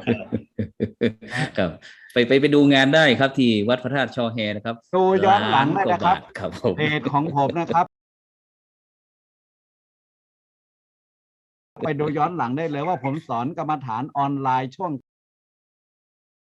โควิดนี่เป็นอย่างไรครับผมสามารถไปชมย้อนหลังได้เลยนะครับตลอดปี 2562 นะครับผมอยู่ได้เพราะกรรมฐานวิปัสสนานะครับกล้ายืนยันเนี่ยเพื่อความยั่งยืนจริงๆนะครับครับก็ท่านสมาชิกของเราท่านชื่ออะไรนะลืมไปละท่านก็ทำทุกวันอาทิตย์ท่านทำไม่มีวันไหนไม่มีวันหยุดเลยญาติสลองศรัทธาญาติโยมวัดของท่านเจ้าคุณพระเทพแล้วก็นายกวัดเดิมครับผมประตูป่าอย่างก็พวกห้องหนึ่งประตูป่าก็แม่สักบรรลุประตูป่าเขาทำประตูป่าวันนี้ เมืองลำพูน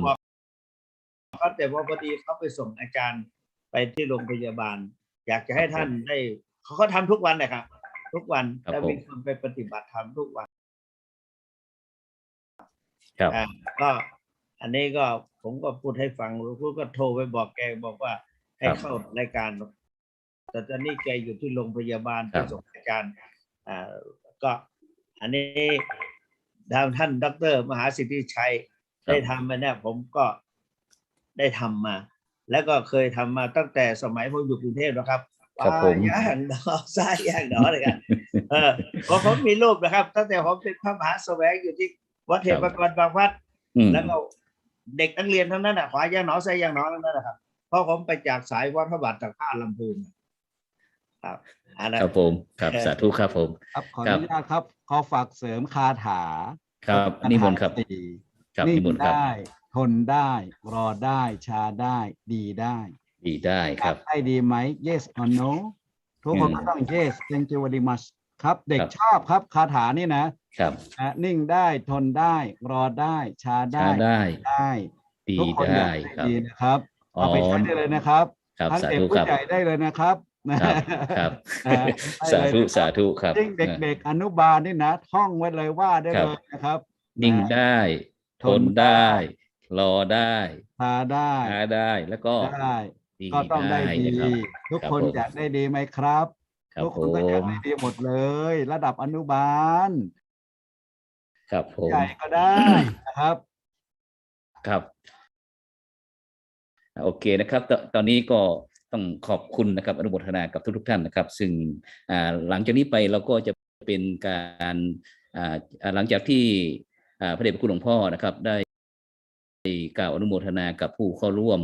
เสวนาแล้วนะครับหลวงพ่อก็จะนำกล่าวคำบูชาพระนตรัยนะครับหลังจากนั้นถ้าคณะครูบาอาจารย์ที่ยังไม่ไปไหนครับไม่ติดศาสนกิจนะครับเดี๋ยวเราจะมีการภาค2ของการนาความคิดนะครับจากผู้ฟังที่อยู่ทางบ้านทางวิทยุเครือข่ายขึ้นสีขาวอีกครึ่งชั่วโมงนะครับฉะนั้นในโอกาสนี้นะครับกราบขอบพระคุณนะครับทุกๆรูปนะครับที่ได้ร่วมด้วยช่วย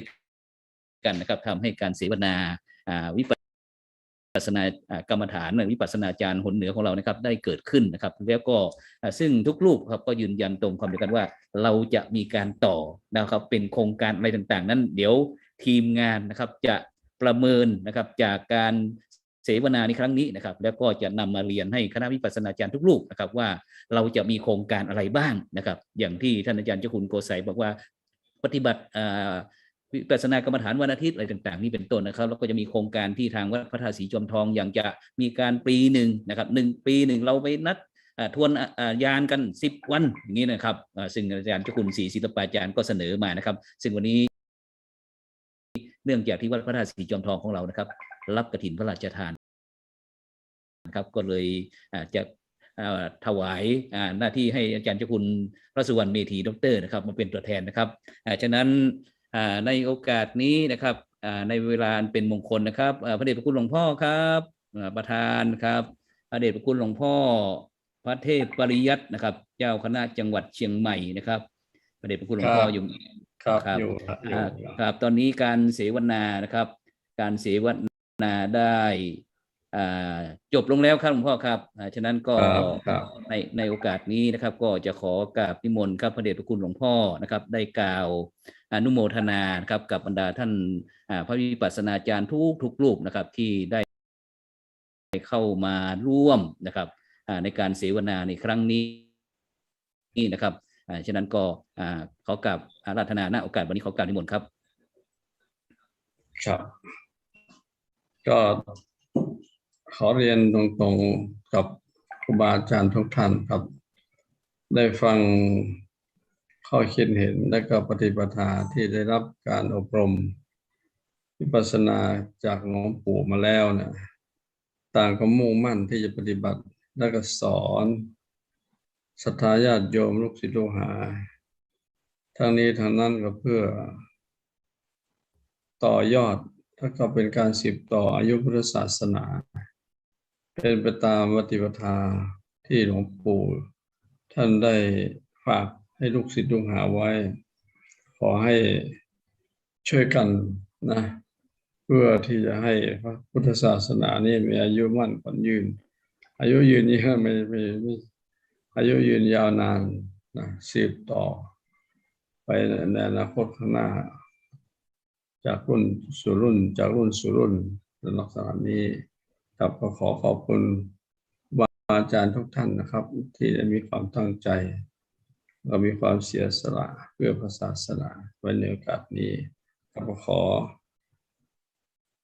ขอบคุณและอนุโมทนาในท้ายที่สุดนี้ก็ขอทุกท่านทั้งหลายประสบความสุขความเจริญในศาสนธรรมขององค์สมเด็จพระสัมมาสัมพุทธเจ้ายิ่งขึ้นไปตลอดถึงการความพ้นทุกข์ตาม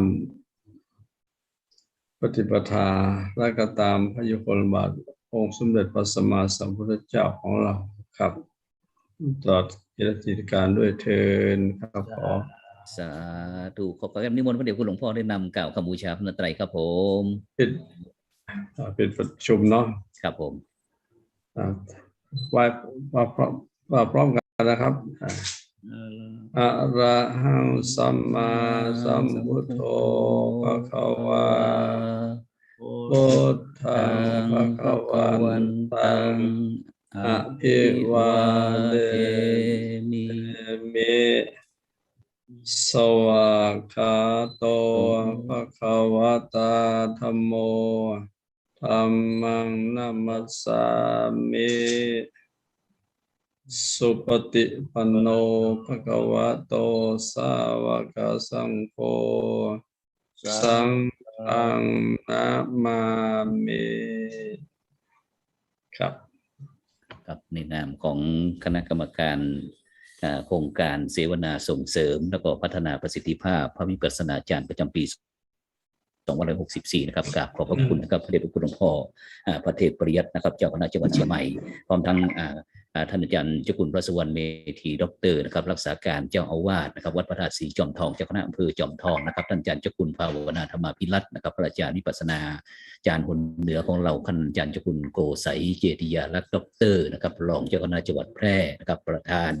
คณะกรรมการวิปัสสนาจารย์รุ่น10นะครับท่านอาจารย์พระมหาสิทธิชัยชยสิทธิประธานรุ่น9นะครับพร้อมทั้งคณะครูบาอาจารย์ทุกรูปบรรดาท่านผู้ฟังท่านผู้ชมอุบาสกอุบาสิกาทุกท่านนะครับหวังว่าต่อไปเราจะได้รับความเมตตาในการที่ท่านทั้งหลายจะได้มาระดมความคิดเพื่อที่เราจะบำบัดทุกข์บำรุงสุขเพื่อประโยชน์ของมหาชนทั่วโลกนะครับฉะนั้นวันนี้กราบขอบพระคุณทุกท่านนะครับฉะนั้นถ้าท่านใดรูปใดที่ยังไม่ไปที่ไหนนะครับตอนนี้ท่านอาจารย์พระครูพิวัฒนวิกรมครับผมครับถวายความเคารพทุกรูปครับครับผมครับตอนนี้เราจะเข้าสู่ท่านอาจารย์ครูอภิวัฒนวิกรมครับผมครับครับตอนนี้ได้ยินครับโอเคครับผมครับผมได้ยินครับครับผมนิมนต์ท่านอาจารย์ได้ดำเนินรายการเลยครับผมครับก็จะส่งทุกท่านได้เข้านอนพร้อมกับผู้สูงอายุที่กำลังนอนฟังอยู่บางท่านก็รับละก็มีก็ตอนนี้เป็นภาคภาษาเมืองเนาะภาษาเมืองกับนิมนต์ครูบาอาจารย์จะออกจากห้องก็กับนิมนต์นะครับกับขอบพระคุณทุกรูปด้วยนะครับได้จบการเสวนามาออกเถอะครับผมฟังดีเจเสียงใสก่อน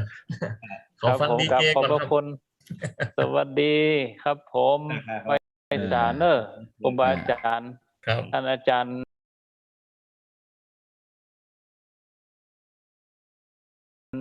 มหาครับผมครับสบายดีเนาะครับเนาะสบายดีครับครับโอ้นั่งแกะพระเจ้าตลอดทั้งวันปิดทองห้องแกะพระพุทธรูปพระพระไม้พระอย่าง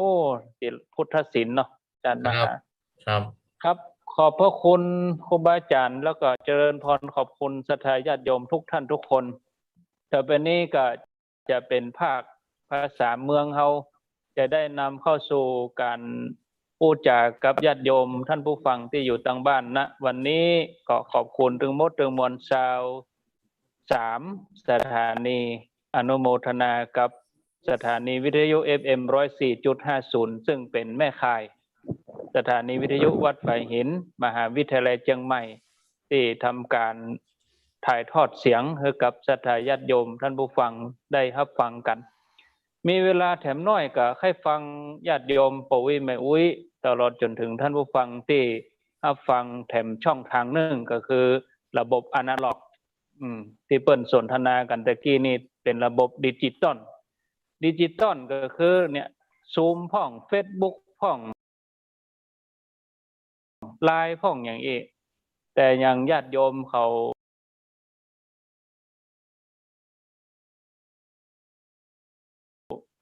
เข้าบ่ถึงกับระบบอนาล็อกก็คือ FM ฐาน3ก้อนเนาะญาติโยมจะโทรศัพท์มาก็ขอเจริญพรก่อนที่สถานีจะปิดหมายเลขโทรศัพท์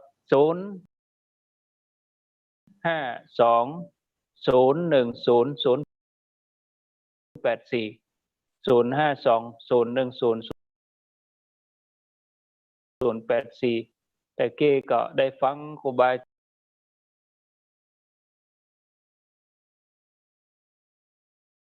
อาจารย์เปิ้นสนทนาพูดจากันก็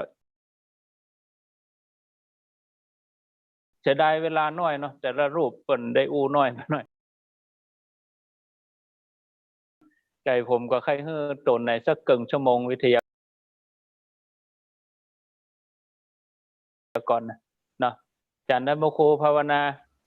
เจติยานุกิจเนาะครับเนาะครับไว้สาครับครับผมครับใครวิทยากรนี่ตนรูปในสักเกิงชั่วโมงเนาะ โอ้ครับจะม่วนแหมหน่อย เปิดได้อู้นักๆเนาะ ครับจะน่าข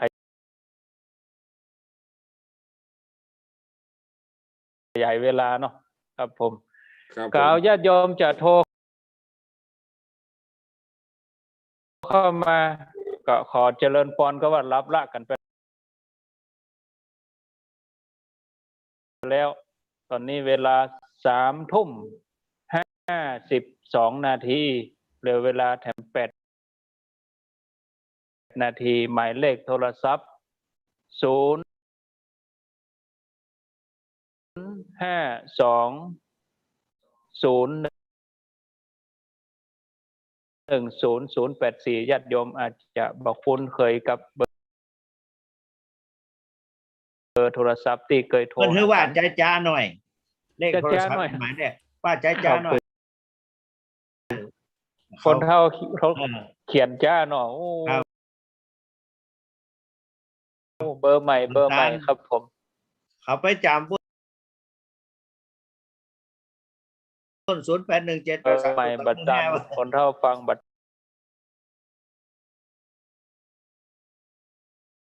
ดันครับ052010084ญาติโยมจะสนทนากับครูบาอาจารย์นอกรอบก็ขอเจริญพรอาจารย์ท่านเจ้าคุณพระสุวรรณเมธีด็อกเตอร์ท่านอาจารย์เจ้าคุณยังอยู่กับญาติโยมเขาอยู่ทุกวันพุธเนอะที่อาจารย์ท่านเจ้าคุณจะมาพบปะศรัทธาญาติโยม2 ทุ่มถึง4 ทุ่ม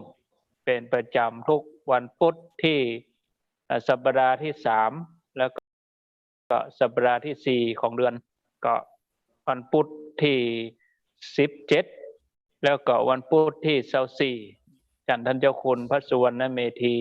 ได้ดำเนินรายการในเครือข่ายขึ้นสีขาวระบบซูมนี่เขาบอกเคยก็เตือนญาติโยมเนอะก็คนเฒ่าคนแก่ปะวิมาวิต่อไปตั้งหน้าเขาก็จะต้องได้เริ่มเรียนรู้กันเนาะอันจังได้เป็นซูมมันเป็นอย่างใดซูมคนเฒ่าขออนุญาตรับสายเจริญพรโทรจากที่ไหน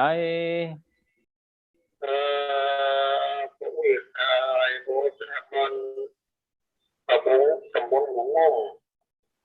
อำเภอพานครับอำเภอพานครับผมตำบลหัวงมฟังตั้งแต่ต้นแล้วก็ปุ้ยฟังตั้งแต่ต้นแล้วฟังมันจับไอ้ทันเขาอดไหนโอ้โหมันแก่แล้วเนาะอายุเดี๋ยวนี้ก็จะได้ละ90เข้ามาปีนี้แล้ว90ล่ะสาธุโมทนาบุญอายุ90แล้วเนาะเรื่องโทรศัพท์ผมจะทำดีแล้วนะลืมไปเลยที่โต๊ะครับแบบนี้ใจรุ่นค่อยก็ว่ารุ่นกดเนี่ยมันกดแบบเก่าจอมันมีไปกับทุกหูเรื่องละยังมีความตาใครดีแล้วมาเดี๋ยวนี้ไปไหนก็ได้แล้วโลกคิดมากนะครับพยายามเนาะโมทนาบุญเนอร์ปวินเนอร์สาธุ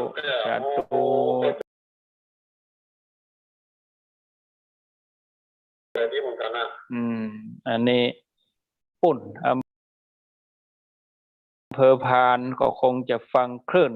99.25 พานเรดิโออำเภอพานนี่ก็ส่งถึงอำเภอแม่ใจจังหวัดพะเยาอำเภอดอกคำใต้แม่ใจส่งถึงกันเนาะ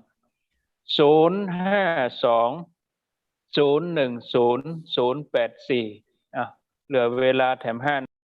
นาทีญาติโยมจะสนทนาก็ขอเจริญพรเนื่องจากว่าสัญญาณอาจจะหน่วงหน่อยเพราะว่าเป็นปัจจุบันกว่าจะออกวิทยุก็หน่วงประมาณนาทีเจริญพร ปิดวิทยุกำเนอฟังทางฟังทางโทรศัพท์ฟังทางโทรศัพท์แม่สิปูสันทุราบ้านหนองลองตำบลมะปรางอำเภอเมืองจังหวัดลำปางนะอำเภอเมืองลำปางฟังจากคลื่นหยังแม่สถานีไหนบุญยวาดเจ้าบุญยวาดวิหารเนาะ106.50ฟังตั้งแต่ต้นแล้วกันแม่ฟังที่เปิ้นอู้กันแต่ต้นแต่มันก็ปึ๊กหายแต่ได้คุ้มมาวันนี้อินเทอร์เน็ตเปิ้นบ่ค่อยเสถียรเท่าใดคนเข้ามานักบ่ค่อยเสถียรวันนี้เดี๋ยวเตือนหน้าแก้ไขเนาะเตือนหน้าจะบอกคือขอบคุณอันนี้จากบุญยวาดวิหารมจร.ลำปาง106.50 สถานีวิทยุวิทยาลัยสงฆ์นครลำปาง052010084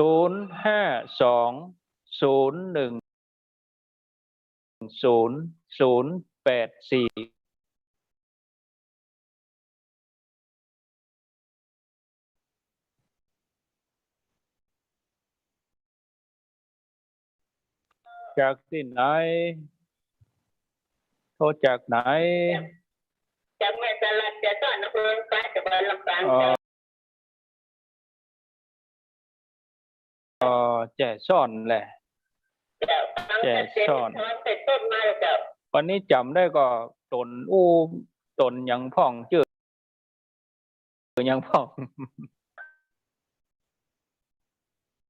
อยู่วัดไหนจำไม่ได้ค่ะลืมที่เปิ้นเคยออกสถานีนี่จำได้ก็มีหันตนนะที่เปิ้นอู้กันเนี่ยเป็นการประจำในวันพุธประจำท่านเจ้าคุณวัดพระธาตุศรีจอมแม่จำได้ก็